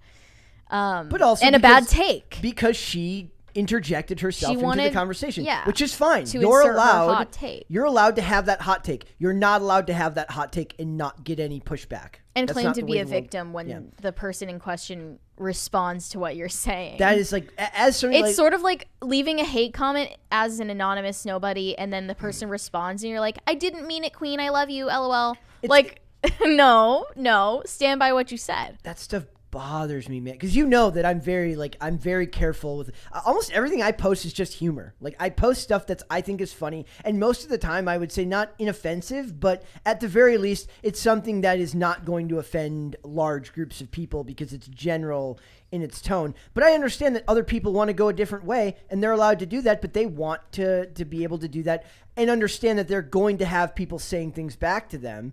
Like every once in a while I'll post something and get a message from someone that says that they don't like what I said, but I tend to curate down so well that it's very ridiculous if they say something back to me. But you always have to be willing to accept that risk if you're going to post controversial opinions. We're not going in a good direction if one group is allowed to have an opinion and everyone else has to just take it, especially when that opinion is inherently inflammatory and designed to be provocative. Yeah. I think that the fashion editor's take on Kanye's line was like very much reading into his conscience and his psyche and his intentions more than evaluating the product he made. Absolutely. And evaluating it for what it is just on first glance, And- which is and- what fashion is supposed to be. Yeah. If you're working for Vogue to review and opine about fashion, you're supposed to do that and not opine about Kanye and who he is and what he cares about, like, and his heart and his mind. That's Yeah. not what anyone is interested in when they open your website or your magazine. So what has he been saying lately? Well, he has finally spoken up on Instagram about what his intentions really were by reposting an essay that was originally written by Vanessa Beecroft. She's a performance artist, set designer, choreographer, etc. She's like worked with him over the years for like since 2008. And she wrote this essay called "Don't Kill a Poet." It reads, I won't read the whole thing because it's very, very long, but it starts, Ye cares about Black lives. Ye's White Lives Matter is a comment on the status quo. Ye's Black Lives Matter is a comment on how society frames independent revolutionary actions into a limited space of grand narratives. When an artist like Ye challenges those framed spaces in a dialectical way, he is persecuted. He puts the grand narratives at risk. He does kind of Yeah. almost effortlessly pull down the concept of the wider narrative that goes on around the culture that he's inhabiting, right? So he does that very, very well, and that scares them because he does it well and with a large platform. The main point here, I think, says Ye proves that if artists have an opinion in territories that are unknown and new, like any true revolutionary, they are assaulted. So really, if you want to look into what his intentions were and what the statement means to him, it's about the reaction he knew that he was going to get for it, not about the thing itself that was being worn. It also upsets me a lot to hear like the people who constantly opine about how they're the ones with the revolutionary ideas when they're just spouting the corporate line now. Like there's like am I the bad guy? No, I just happen to fall in line with every single mainstream belief and narrative, but I'm also the revolutionary idea person. No, you're the corporate backed shill. That's what you are. He is somehow both part of the corporate system but not a shill, which is almost hard to believe is even possible in the world today. He had to build up that amount of wealth, capital, and influence to be able to operate that way, and he managed to do that pretty early on, meaning that he's always been subversive in his opinions and his takes on issues like racial inequality, social issues, police reform, things like that. He's always had unique takes on it, Yeah. but he does so in a way that does get him attacked, but he gets attacked by people that are telling him that they're the good guys, that they're the revolutionaries, and that's embarrassing. I think he speaks sincerely on serious political and social issues, but at the same time doesn't take himself too seriously while he does it, and is able to joke and be irreverent too. So like last night, he posted a screenshot of a headline that said Hailey Bieber joins Gigi Hadid in defending Gabriella Carafa Johnson after Kanye West criticism. And then he captioned it, "Wait, am I canceled again? Justin, please let me know." And he's being accused of bullying Gigi Hadid and Hailey Bieber now. Again, why do they always get to have opinions, and then the second you push back on their opinions, you're bullying them? I'm so sick of this crap. Yeah, they cry out as they strike you, basically. They're the definition of cry bullies, dude. Oh Look my! what you made me do. Look what you made Yeah. me do. It's bull. So then he, 3 hours ago, posted a picture of Venetria, a model who I believe modeled one of the White Lives Matter shirts. And the caption is hilarious. It says, "Venetria, you are the culture's favorite. They threw a mask on you at Yeezy Season 9 when I wasn't looking. They don't want undeniable, beautiful black women to be put on their rightful throne. They want corny-ass Gigi Hadid and nose-job Haley Baldloose to rally behind an obvious Corey Gamble-level non-fashion industry plant. They don't want to support Beyonce. They want to shame Lizzo whenever she loses weight. Travis Scott and Future are real ones for recognizing this queen, and she ain't have to F nobody to be recognized. This queen is going to change the trajectory of our people because she's not promoting the things that kill our people, that the media use to kill, destroy, and control our people." And then he posted a screenshot of her thanking him for making this statement and believing in her. That's like the most base thing that he said. That's so, like, everything he just said there was so counter narrative that it's not even funny. Like, yeah, I think they want to steal from him the framing that he's pro his own race. Yes. Like, and he is able to be that. He's able to be pro black and pro white people and pro everyone. And that proves to you the dangerousness, the dangerous nature of their belief system, right? Is that just by saying that the white people matter, you're anti-black. And the ultimate... That's terrifying, dude. Yeah. Like, it's preempting that you have, like, combated with the sentiment that Black Lives Matter as well. Like, I think that he makes a genius response just saying they do matter. It's right here. It says, "Here's my latest response when people ask me why I made a tee that says White Lives Matter. They do." He is kind of the hero we deserve. Yeah. So now we have news that Adidas is reviewing their professional relationship with Kanye West, which is, I would love. We have yet to see an outcome. I would love to be in that meeting as they try to intellectualize their way around the idea. Like, look at these hateful statements that he made, and then trying to put up that shirt and saying that that's hateful. I wonder if maybe he is posting all of this, all of these private messages and jokes and supposedly bad PR moves on Instagram so that he can escape contracts with different brands and he doesn't want to be affiliated anymore. Yeah. But the only way to do that is by, like, breaking morality clauses, basically. I'm just shocked. I'm consistently shocked that somebody can say so many rational things and be labeled so irrational.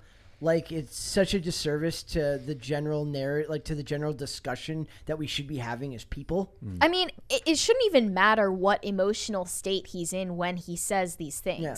They can still be true. And they're set out of frustration because he's repeatedly not listened to while he's calm.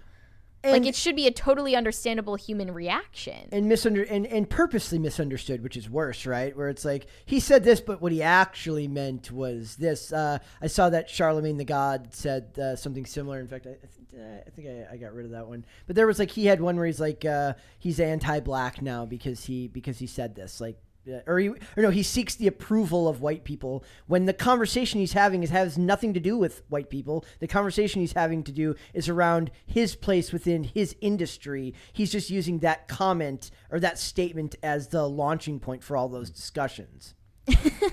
I'm looking at his Instagram story right now, and one of his rants says, okay, Justin, get your girl before I get mad. He said there was a major thing called Fashion Week, which really lasts a month, and there were some very well done, crazy overpriced clothes being shown. It wasn't just about my paradigm shifting t-shirt. Just kidding, my t-shirt on everybody shows nothing happened but my t-shirt. Okay. My one t-shirt took all the attention because you're all effing programmed sheep, and those boots Gab was wearing were effing trash. Talking about the Vogue editor's boots.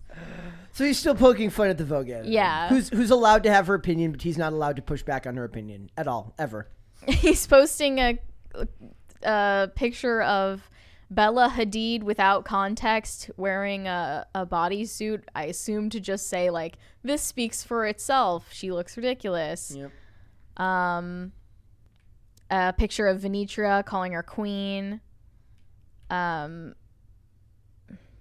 It feels like this. There's a lot going on here. It feels like this is a good place to when people talk the culture war. This is a really interesting place to kind of enter that discussion, because a lot of people could enter more neutrally. If you don't have a strong opinion on Kanye West, or you don't have a strong opinion on the culture war, look at what he's saying. Like, imagine you weren't initiated to what all of this meant at large, to society at large. Now, look at what he's saying. Look at what that shirt said. Look at what he said. And then look at the reaction he got, and imagine being a normal person and just being like, "What the?" It's like when people had the "it's okay to be white" on college campuses, and then you wonder why people are kind of losing their minds, right? Yeah, I hate the framing that Kanye is always the unhinged, overly emotional, guy who's reading too much into everything. As they write paragraphs about a shirt that he hasn't They're the explained. ones doing all of that. It's just projection every time. Well, here's another interesting point. It's like when he does it in kind of an unfiltered way. Mm-hmm. And when they do it, they sound media trained and programmed in the way that they discuss these things. So inherently, theirs is given more credibility by the public because they try to speak in their large words, and they intellectualize their ridiculous, over the top explanation of a shirt that he didn't explain. But he gives you an unfiltered, raw look at what his brain is like as he explains to you back how that made him feel. And suddenly, because he goes against the narrative, he's the bad guy. Or he's crazy. Yeah, it's impossible to know what state of mind he's in right now because obviously we don't know him. But if it's true that he is going through some kind of mental breakdown or dissociative episode, then how are you helping by continuing to engage with him on social media and tear him apart as a person and say that he's a bully and say that he's committing violence and he's indefensible, irresponsible, and just like tearing apart his character. In a world where you can almost predict what every celebrity is going to say all the time whenever they give an interview, I'll take Kanye West any day of the week. Any day of the week. I thought he should have had another shirt that says George Bush still doesn't care about black people. Like, he should have had that on the second shirt to put it out. I mean, it wasn't even about what's on the shirt. It's about what's on social media after they see the shirt. Mm-hmm. Exactly. It was always about that, and they're too stupid to realize that. Yep. I'm more interested in, like, what happens with his business relationships after this blows over. Are they going to end these contracts because he's breaking morality clauses? Is he? How does this break a morality clause? I mean, if they're talking about what's acceptable to post on social media, especially in regards to his relationship with the company. Okay, he is openly posting about the controversy with Adidas. He said, "Fuck Adidas. I am Adidas. Adidas R-worded and stole my designs." Like, Yeah, I think that the contract is being called into question Yeah, right for now. sure. I'd like to see how that ends because it seems like he's trying to escape contracts he doesn't want to be in. I mean, in that case, he is a genius then. Then he is a genius. He's just trying to get out of it. It's awesome. Yeah, and it means he's self-aware and he's not a lunatic like they're framing him I to think. be. Well, I do think he's always been a very keen businessman. You don't get to his level of success without being a very keen businessman. Yeah. So either way, I like him. Yeah. Even if this is all a ploy, I like him even more. Then just throw a wrench in the establishment while getting out of your contracts. Do your thing. Yeah. Let's go. There's some super chats there. All right. Dragon's Talent. Oh, no. Bobcat said, so are you wearing costumes for the Halloween episode? If so, can we expect some version of Bloody Mary? What? Okay, I got to figure out what day does Halloween fall on, guys? It 31st falls on of a Monday, October. so it's on a Monday. What you think? What are you gonna go as? I mean, I got this Jack Skellington onesie that I was going to wear. I got it from Walmart. Like, I would like to do that. Like, I've already dressed up as Bloody Mary before. Maybe I go back to I was a ninja literally every year as a child. Maybe I just become a ninja again. Could you do the show as a ghost if you cut out a mouth hole so you can still talk? Like a ghost, like put a white sheet over my head. Yeah. I'm not doing that. No. I'm not doing that. It's like the least possible effort. Yeah. I'm not wearing a white sheet while doing this show and talking about how white lives matter. I'm not doing that. I'm not doing that. Ghost lives matter. Ghost lives do matter. Take that out of context. I am gonna have to think about what I would be for Halloween if we were to do Ghost that. lives mattered. Wait, what? Yeah, oh, they mattered. used to. Yeah, They would have mattered. Yes. Ghost afterlives matter. There you go. Tacty Platty said Milo and Otis, but with all chickens. I also want to point out That's the title, by the way. Chick Day Afternoon, like Dog Day Afternoon. There you Chick Day go. And James Riley said Ghost Cluckers. Okay, we're getting a little bit far from what the title is. All right, With that. guys, we're going to Podluck, and we are going to talk about first. There's a bunch of information here that I wanted to talk about. Young Rip of 5'9", Eric DeJuly, and an update that he had regarding ISOM #1 and what was going on with his deal with PayPal, which was if you know, when this first launched and they made, I think he made like $3.7 million once it finally completed. Well, PayPal just took $1.2 million and we're like, psych, we're going to hold on to this for you and we're not going to give it to you. Well, he just got that money out of the account. Of course, you're not going to see any of the media outlets, even like the supposedly based ones, covering this news. Well, who are the supposedly being based ones? silenced? I mean, there's some like Bounding into Comics likes to cover stories like this. Fox covered him like when the initial campaign. I think it's too small of a thing for like Fox News to cover, but like they covered the success of the overall campaign. Yeah. But you're not going to see CBR cover this. You're not going to see comicbook.com cover Even this. the controversy about his money getting locked in the first place wasn't covered. So basically it says, I'm going to read from the statement. He says, after many back and forths and an internal review, they stated that they would continue to have the reserve again with it started on July 27th. We'd long cut PayPal off by then. So essentially they just restarted the reserve. That's them holding on to the money, having it be effective weeks after. This was set on 60 days on a 60-day rolling period, with us set to get our first access to funds on the 61st day. Our legal team advised us to wait it out because it was going to be expensive to go after them in the way that we wanted. However, well over 60 days and we never got access. Once they were contacted about the legal pursuit they stealth released. I'm going to start this over again. He said, I think he meant to say they stealth released the money. He says, once they were contacted about the legal pursuit, the stealth released half the money. I think he meant to say they stealth released half the money. Mm-hmm. But they initially said 100% of the transactions. So we went back with them and I cussed out a bunch of, I'm not going to say that. That initial half I withdrew immediately. They basically thought that they were going to back out of their own word, reserve $600K, and move the goalpost to January on another rolling period after 90 days. They messaged us through the message center explaining this. Obviously, this was the final straw. We were told we'd be contacted in 16 hours. At the end of the day yesterday, we noticed another stealth edit, and the other half was released. This is like 2 months after all of this initially happened. And I had to explain to me, I was kind of giving Mary like a better understanding of just how corrupt the comic book industry is when it comes to crowdfunding and how much they hate anybody who does not go through the establishment. Similar to Kanye with his ability to be independent, is that I explained what happened. Anybody who in the chat who follows this stuff might know about what happened with Zach from Comics Matter, or at the time it was Diversity in Comics. He launched a crowdfunding campaign called Jawbreakers Lost Souls, excuse me, which he initially was set up to produce through Antarctic Press. His YouTube channel had gained a lot of traction at that point. There was a lot of interest in getting this comic released. And then comic book artist Mark Waid, who really does not like Zach, interfered with the contract, and Zach eventually had to take him to court, and Antarctic Press backed out of the account, forcing Zach to go to crowdfunding. That initial crowdfunding campaign made hundreds of thousands of dollars. Ethan Van Sciver has made millions of dollars through crowdfunding. All of this, if you were to look at mainstream comic book sites, you would have no clue that any of this was going on. And there's tons of other examples of far less controversial but just as successful independent creators who get no play because they're not part of that mainstream comic book narrative.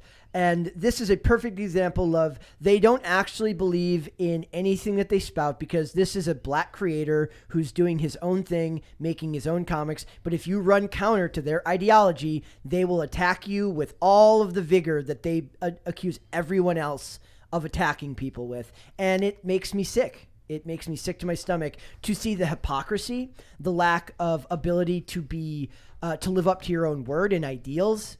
And to see like this dude have to wait 2 months. He has been incredibly transparent with every stage of releasing this comic. It's going out now. People are getting their copies. A lot of this, he took like a $20,000 loss on shipping fees because they have to figure out how to do this on their own. They obviously don't have large shipping contracts with any of these companies because he's an independent creator. And he's kind of that proof. Like, if you want to look at like what you have to do, like a Kanye West, if you want to actually create something and stand up to the establishment, you're going to have to be one of the strongest people in the world. And the worst part about that is you have to be one of the strongest people in the world, while the people that attack you on the basis of saying that they're the strong ones and they're the brave ones. And that just makes me sick. Yeah, I think more than just incompetence on the part of PayPal, or even this issue of censorship by debanking, which PayPal has been particularly bad about. This is more of a demoralization campaign. Yes, absolutely. It's meant to make him feel like giving up on his independent project, and encouraging also people looking at this situation to give up on their own ideas and self-censor. Getting people to self-censor is way more effective than any actual censorship efforts that they could put forth. Especially when you're dealing with an amount of money that high and that much stuff that you have to fulfill. All they have to do is wait him out.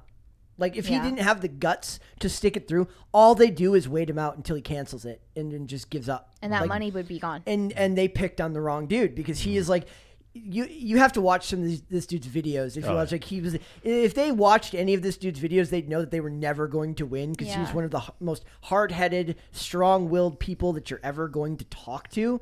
And honestly, an inspiration for a lot of the people in these industries. Tim is another example of that. He's somebody who decided to go out on his own and build something himself, and to do it in the face of a bunch of people. And the part that makes me upset about it is, it would be one thing if these were two groups who had disparate ideologies, but it wasn't about their ideology. But it's the fact that the other group gets to claim that they're on some moral high ground while beating somebody down who's just trying to do his own thing based on the characteristics that they claim to champion. That's freaking disgusting, dude. That was very well said. Thank you. He's been on IRL. It would be cool to get him out here, but he's very busy. He's working 15-hour days, 12 to 15 hours a day, because they're just packing up comics every day because they're shipping out a gazillion comics. You have to do when you don't have institutional support. Yeah.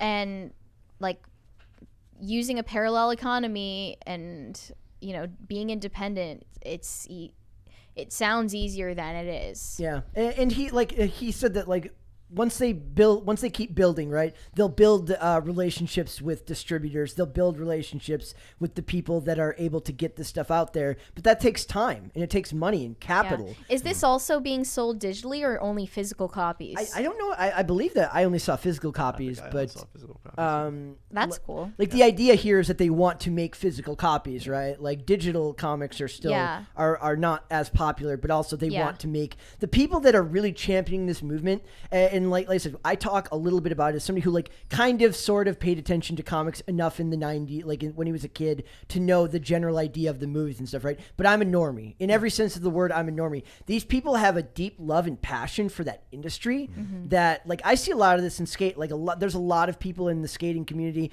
that started making their own products because they had ideas about what they wanted to see out of an industry that wasn't creating those products.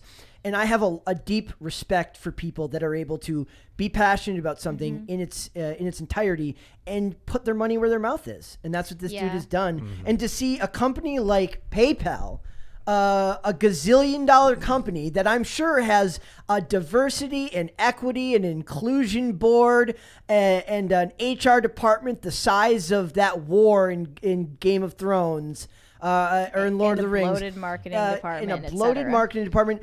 Try to tear down one dude. It just proves to you kind of like what you're up against. Like it's a marathon. It's not a sprint, and this is going to take a long time. And there's going to have to be a lot of people that are going to be very passionate about just sticking. It's as stupid as it sounds, sticking it to the man because they are the establishment now. And they took over a vacuum of power. It's going to take a lot more work on our part to have competitors to that, and not just that, but like uproot them.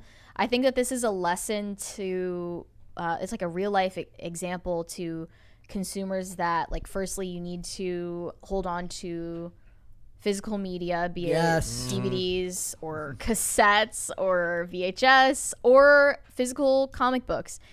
And it's also showing that you need to support those passion projects that are run by one, two, just a handful of people. Yeah.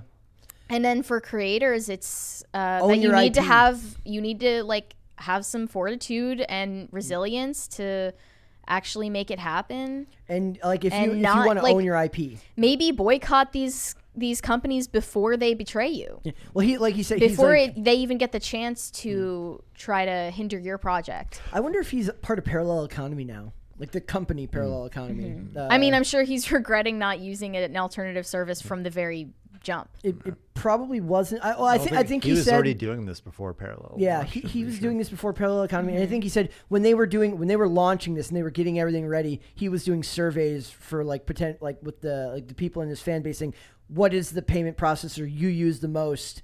What one would be a deal breaker for you? So it was all data driven. Right. I'm sure as to like why he wanted to do that. There's no way he didn't know that there was going to be some type of pushback regarding this. So go ahead.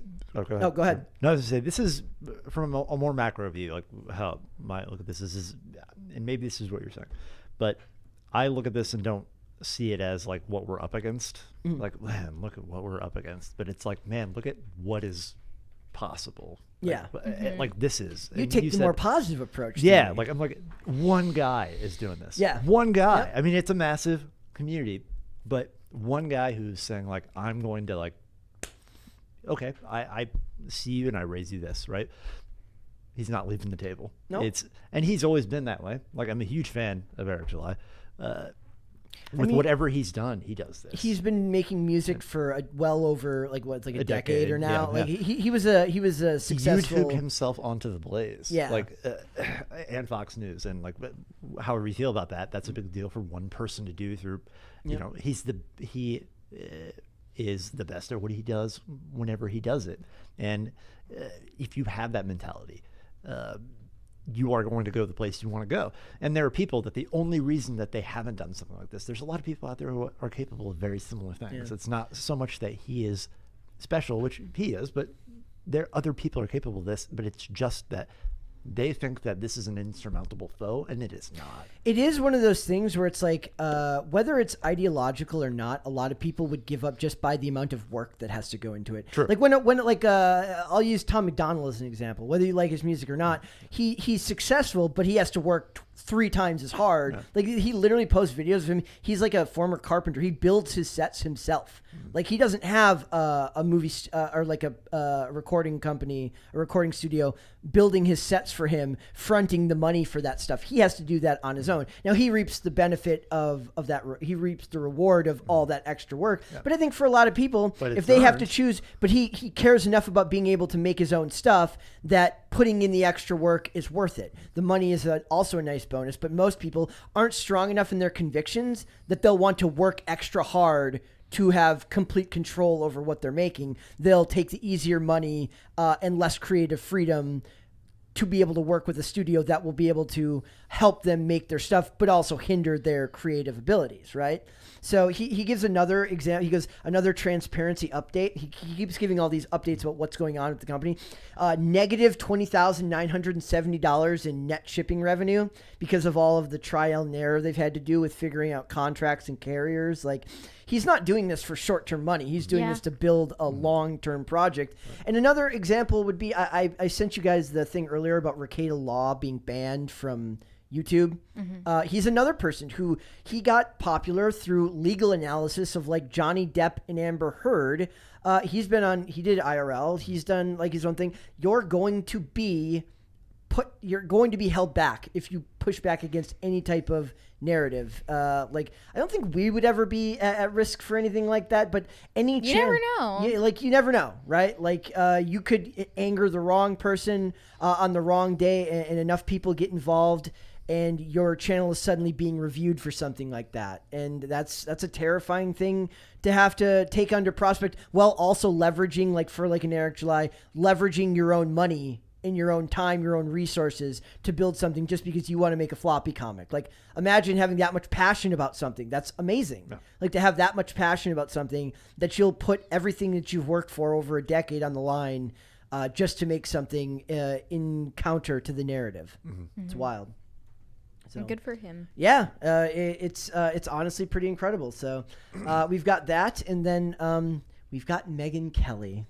Do you want to tell us about... Megyn Kelly is shaming Jennifer Lopez and Shakira for that infamous Super Bowl performance, saying that it helps advance an evil culture. Oh, gosh. Mary might agree. I'm like... She asserted that she objects to J-Lo and Shakira showing their beep at the Super Bowl. Like, I don't want that. I didn't see that. Did I miss that? Like, I saw clothes that were very, very tight. I did not see...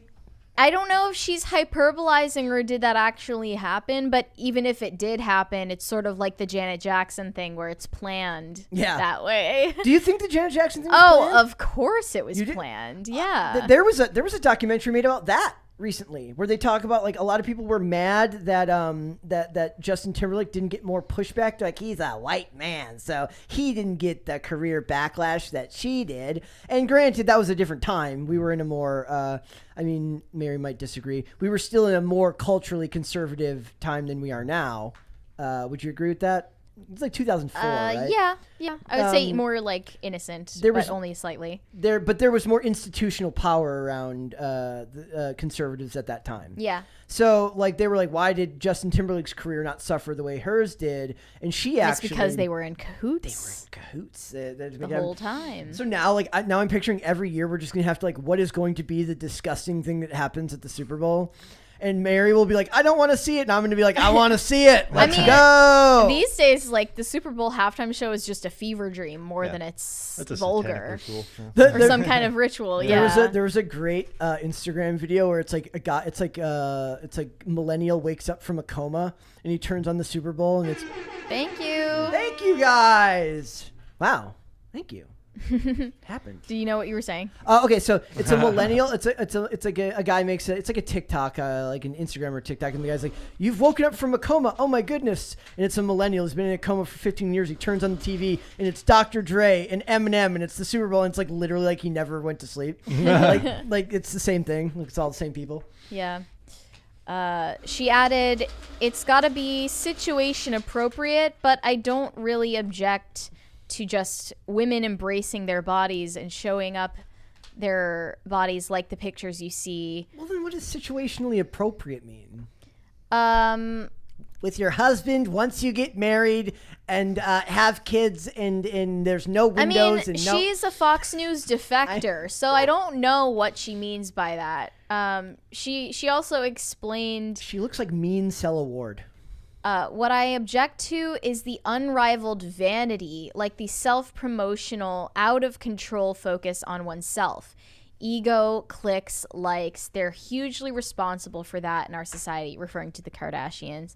They didn't do it by themselves, but more than any other, they've had a terrible effect in that lane, and I do blame them. I do. So she blames them for like they promote the culture that makes women or girls want to post explicit photos simply for likes and clicks and all that. She said that the Kardashians have had a net evil effect on society. They're a net evil force. And she said their disgusting vanity, which has spread like wildfire in society. The selfie culture is abhorrent to me. I think that's what I'm responding to, as opposed to some titillation from a beautiful woman here and there. But like, it's kind of rich coming from a very image-focused news anchor. Yeah, it's not like she's like, just you are a showing television up to work. personality just the same way that the Kardashians are television personalities. I wouldn't say it's just the same, to be fair. No, it's that they're both like public facing and they have to care about their looks. She does not get to go to work and just wear pajamas and show up looking haphazard. She has to come to work put together with her makeup done right. Oh, don't wear makeup, Miss Megyn Kelly. I don't think it You're has promoting anything the to do with- vanity of I don't think it has women. anything Would to you do with guys agree being that- haphazard. It's worse than that, and I found nothing wrong with that. With what? Quote, with that quote from Megyn Kelly at all. Yeah, Zero. would you guys agree with her that the Kardashians are a net negative force, Yes. a net evil force, Yes, I even would. on Yes. society? As a 100%. Why? Why? Yes, you need to For all the explain same reasons she's saying, or is Yes. there just vanity? They encourage other It's people not. I wouldn't to even be say vain. it's just vanity. Vanity is inherent to us, but it's different. There is something different about it. There's something. It's almost dehumanized. Yeah. vanity. Can you I explain saw that? this headline It's- that was from Kris Jenner claiming that her daughter Chloe's DUI mugshot is framed in her office because she finds it cute. Like, that's just another level of, like, you have no self-awareness. No, and they your don't. vanity has gone beyond such an extreme that, like, your daughters are an extension of yourself. Yeah, I want you to finish your statement there.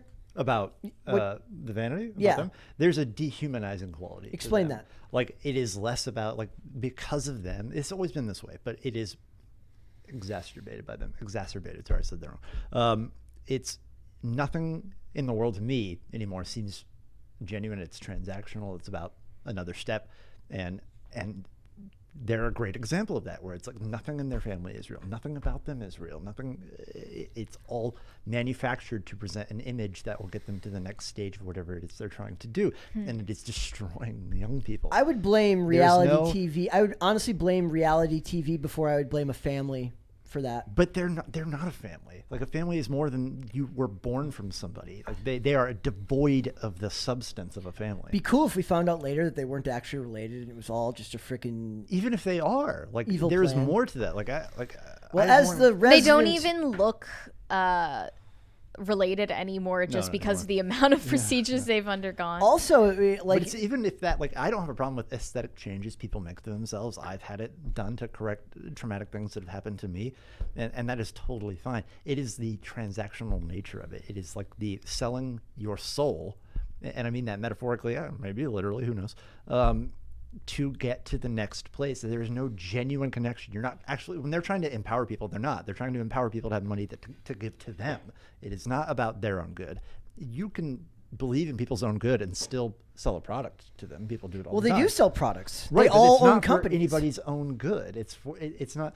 There's no. What I'm no saying is reason- there's no soul to it, and that's fine. I'm not opposed to profit at all. but There's no reason that it's they cannot make. destruction they're debasing people for their own profit, and that's what. Yeah, upsets me. profiting off the backs of the rest They're of society worsening that's their lives. subjected It's not to like, their- hey, What- we have this great product for you. Can you tell It'll me help what- you, and we'll make Yeah. money of it. They're What product ruining people's specifically? lives. I mean, like, What are they making that's doing that?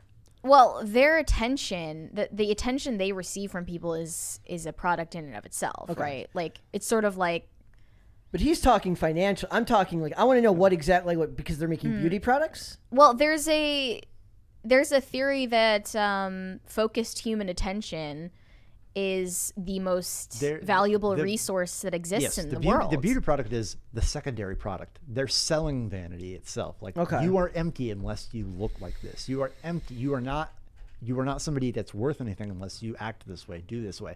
That's what they're selling people. The beauty products, irrelevant. That's how you use those. Those are things. about like initiating yourself into A culture, their yes. Yeah. clan Yes. in a way. And it's that is what's destructive. Just like, and would I want So to what's the stop solution? them from doing it? Jesus, I don't know.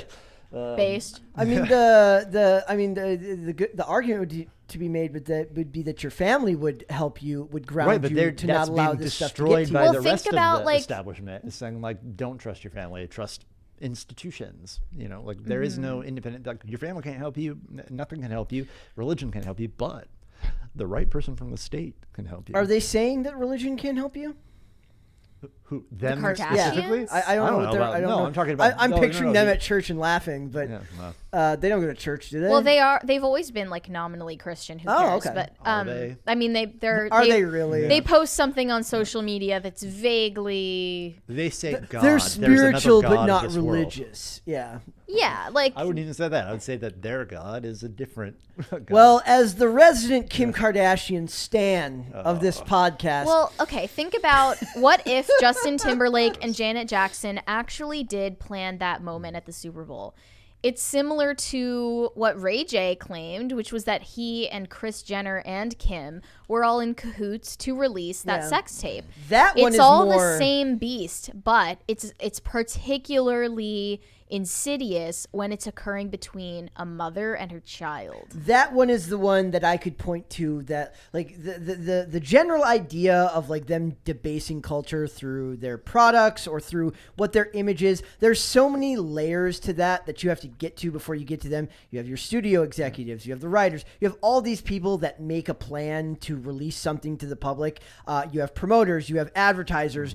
All of these people are colluding to debase a culture, right? Yeah. But the general idea of a mother and a daughter colluding on something like a sex tape, that is abhorrent.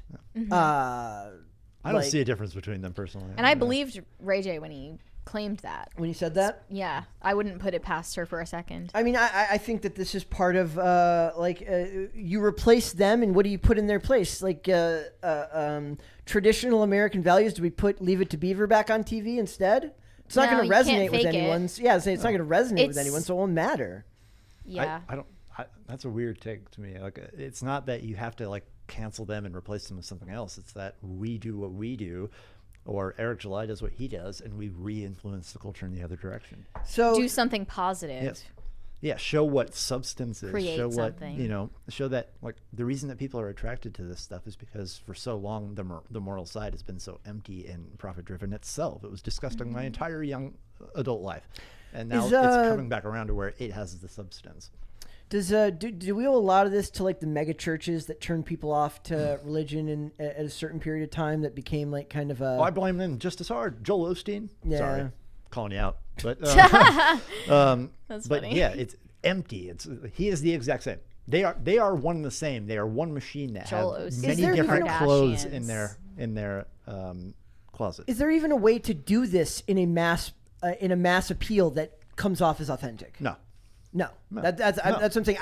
I think it's inherently counterintuitive to the idea of what we're trying to what you're Yeah, I suggesting. agree with you here. 100%. Okay. You do it from the bottom up. That's the only So then just embrace the Kardashian of it all. I say, burn it all down Boo. as we watch the Kardashians. I've never seen an episode of the Kardashians in my entire I life. have. But Actually, I watched that Caitlyn Jenner reality show. What was that called? Call Me Caitlyn. Here's the thing. I'm not even against their products or the show. Like, I don't want that canceled. It's not about censoring it. But It's about offering something better. it's about offering some better. But it's also if you're going to watch it. Like, I've watched trash TV, but I know it's trash. I'm not like, oh, I'd like to emulate. and you this. think that there's a lot of people who watch it and don't know? I mean, yeah, okay. Absolutely. Come on, dude. There's one Okay, thing. there one you thing. go. One thing that I am Clicked. consistently surprised by is not just the people that watch this stuff, or even like the Marvel stuff, and they're not just like they don't just like it; they're enthralled by it. That like who write It's these like they have this 90-page beatific vision Yes, when they enter the movie they- theater. You see these things that people write messages to the Kardashians, not even to the Kardashians, but about the Kardashians on general promo material, and the paragraphs, the diatribes are like this long, and I'm like, that for all we know, that person could be solving world hunger. Okay, that person could be in another life. Yeah, like. You're right. Wasted human potential. There's Yeah, yeah. absolutely an argument to be made there. Yeah. But you could say that There will be retribution. you could say that maybe we are we contributing more? Do you think than No. that? Like people who are watching us, are they? I mean, we gaining never more from claimed us? to be the tastemakers Are and they? Are entertainment leaders tastemakers, of our yeah. society. But, we only comment on it. Is it an inherent need for entertainment people to search? Because they certainly act like it is. They act as if entertainment needs to have a greater purpose, which is what I always laugh at and call them nerds for. I'm like, it doesn't need to be that. Are the Kardashians not kind of the embodiment of like, it's not that deep, and other people are just reading into it? No, I don't think so. You think that they claim to be deep?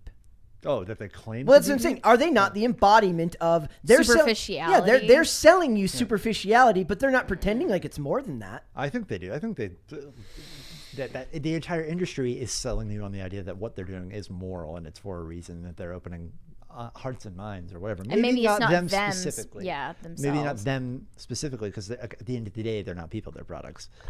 We don't know the people; we know the products. I don't see that talk around the Kardashians. I see that talk around movies. I see that talk That's around for sure. casting. Sure. I don't But see what's that the talk around the difference? Kardashians. What's the difference? It's Because it's the same disgusting beast. There's an argument to be made that people read into it anyways. They're like, look at the way she looks at Pete Davidson. Oh my God! And then they go write this long list. They write a long diatribe about love and passion and stuff. I'm like, dude, you could be doing so much with your talents rather than writing to Kim Kardashian a picture or a message she will never see. So they are absolutely weapons of distraction. I'll agree to that. People 110%. also take them as a model for their lifestyles and their families, and I have never seen like such a dysfunctional group called a family. Like, they have exiled men from their lives who are the fathers of their children, as Kanye calls them, their sperm donors. That is literally how they treat men in their family. And I would even go so far as to say, like, maybe that's why this part of the anti-male narrative. Yeah. Why the patriarch, formerly Bruce Jenner, now called Caitlyn Jenner, would not feel very comfortable being a man in that family. And I won't like explain further than that. Obviously, I don't know any of them personally, but it's a strong hypothesis, I think. And But you just nailed like perfectly, better than I was able to when you asked me. Like, they are promoting that as if that is what a normal life is. yeah. And maybe they say, look how outrageous it is, but we are 20 years into it. We're 20 years into it. It's not outrageous anymore. The It's how problem is people watch that and they want to experience the same drama that they see on TV, but it's fake. It's not They want the real. glamour of it. And the problem is, it's effective and it works. You could also make the argument that this has been happening with TV for years. Like the idea that people have been sold the idea of true love rather than actually like finding a suitable partner, settling down and making a life together. Like they've been sold the Disney lie that it's going to be this magical 3-act structure opportunity where you're going to fall in love and it's going to happen like that. And a lot of people have It's found something we themselves. build and cultivate, and that's what, when you said, what are we doing? That's what we're doing. And that's what people on our side, or our side, I keep saying that, See, colloquially. colloquially. Um, Ooh, I got it right that time without screwing it up. But are promoting that. It's like, wow, it's actually, we're at a point to where having a wife and children inside of marriage and loving them and trying to build something with them is counterculture. And it's like, ugh. And if that's portrayed in media, it has to be shown subverted in some way. It has to show like how miserable one of them is. Here's the thing about that. Like How miserable the wife I is, actually or the husband's just dumb. I believe that in its earliest stages, that the people doing that didn't. I hesitate to attribute some that every writer has some like degree in Marxism, and they're looking to tear down the family structure. What I think is that writers love the idea of subverting the norms, and they just don't realize that what they're trying to do now is just the norm, not subverting. It's not Maybe. just about subverting the know. I norms. don't They give- you act give them that too way much in credit. real life. Hollywood has always been weirdos. But It's they always think of- been, and not in a good way, not in like a quirky theater kid way, but like as I was just talking about In the with casted you couch earlier, like there are so many examples from old Hollywood, the 40s, the 50s, even before that too. But like women in Hollywood were basically owned as products by studios that enclosed them in these morality clauses where they couldn't get married and they couldn't get pregnant. Neither one. Yeah. Not both at once. Neither. And they were coerced or forced into having abortions. And it, like that, at that point in culture, that wasn't considered normal. Yeah. But that's what they considered normal, and that is what crept into the entertainment offerings that they had for society. So what they're You know doing what I is mean? they still think that I think they've had more of an effect on our culture than they actually realize, and that they think they're still subverting, but what they're doing now is they've just caught up to themselves in the past. I don't think so. I think this is just who they are. No, what I was saying is like I think that back in the day, that they didn't have a grander plan to subvert the culture. I think that the writers you could have trusted that did stuff like this did it because they thought it was actually an interesting concept to subvert the family structure back in the day. But they're still telling those stories now as if the family structure is the same way it was 40 years ago. Also, I do wonder if we're a little bit in our own bubble here. I have plenty of friends who are absolutely normies who got married in their mid-20s and are living blissfully normal lives, and that we have to be careful not to. No, that's true, but right. you can see that on the whole, statistically, that is on the decline. And it is. And the point isn't that it's not happening. The point is that it is looked down upon in the media. Like you make fun of people like that if you're in media. Like in this entire space ever, that kind of lifestyle is like, ugh. Oh, a normal. Yeah, and writers subverting disgusting. the norms of marriage or family just for the concept that they find interesting of subverting those things.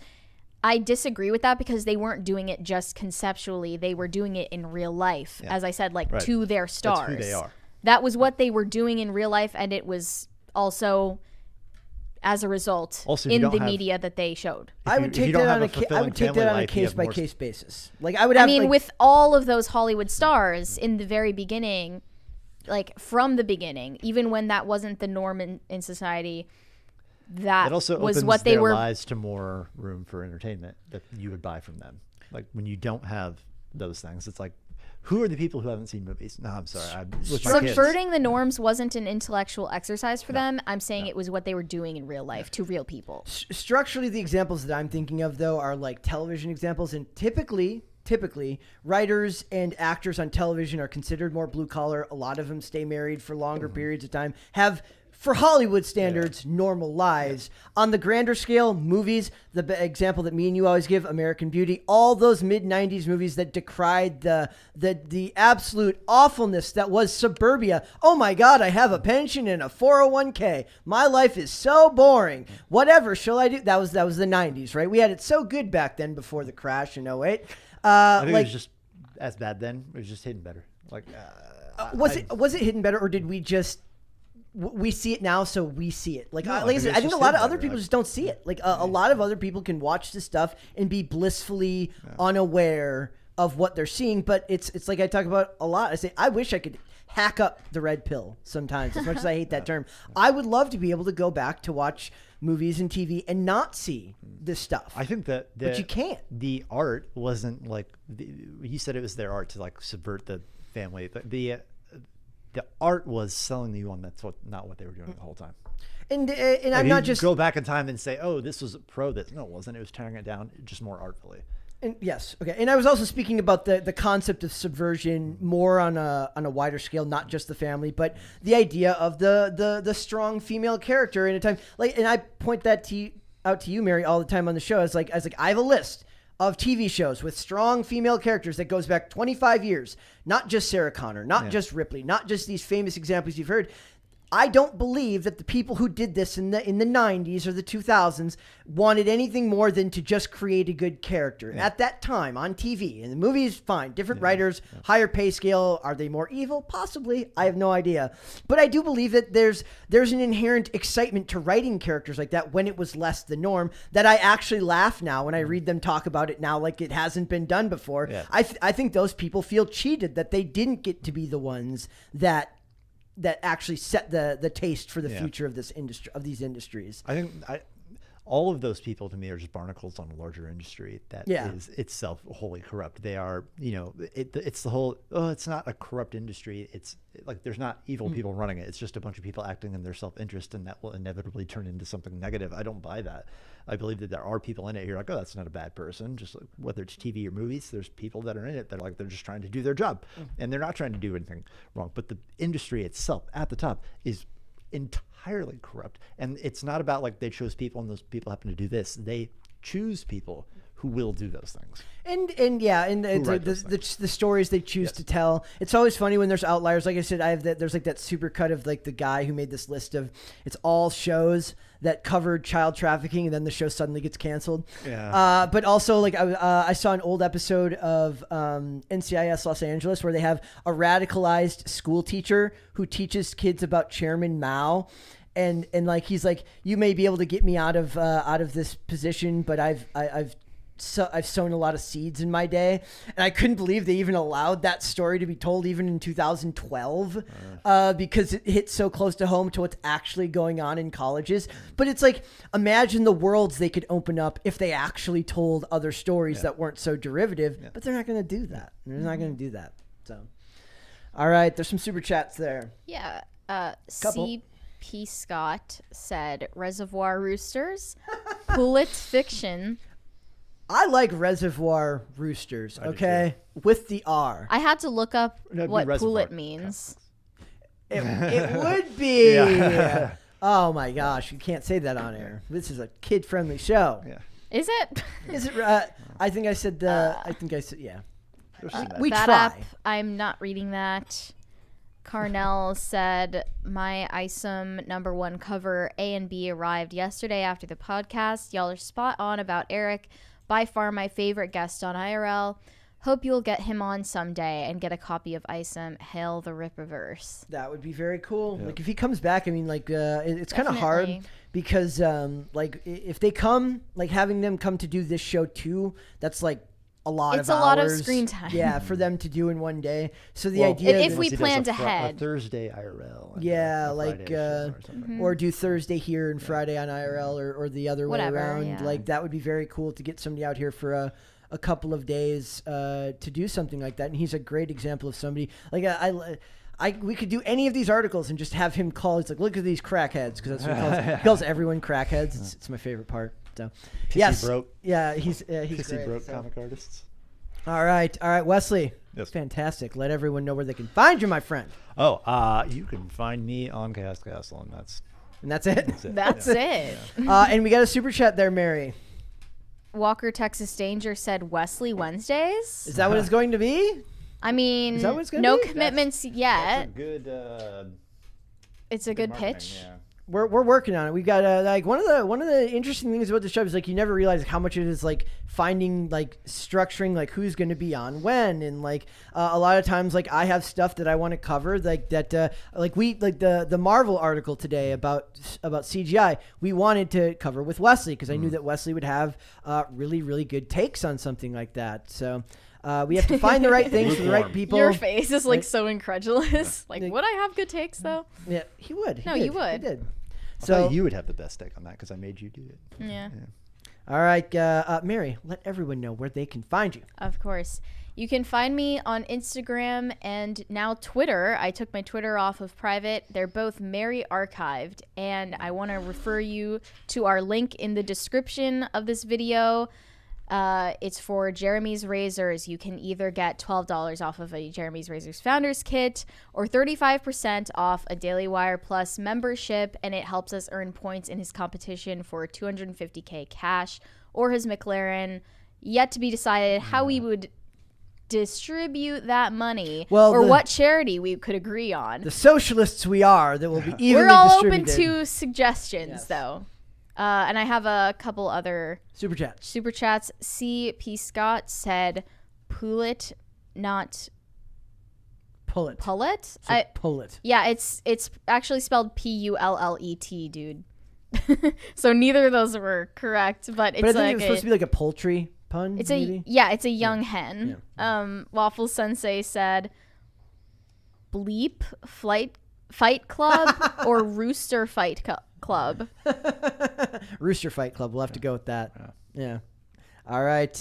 Thank you guys so much today. That was a fun one. That was a good day today. Thank you everyone in the chat. Thank you everybody that sent in super chats. It means the world to us that you come and join us Monday through Friday right here on Pop Culture Crisis. If you want to follow me, you can follow me on Instagram at Brett Dasick. For the show, we are here Monday through Friday, 3 p.m. Eastern Standard Time. That is noon Pacific. If you would like to listen rather than watch, Amazon Music, Apple Podcasts, Pandora, Spotify, wherever fine podcasts are sold. You got a bunch of money there? You got a bunch of money? See that?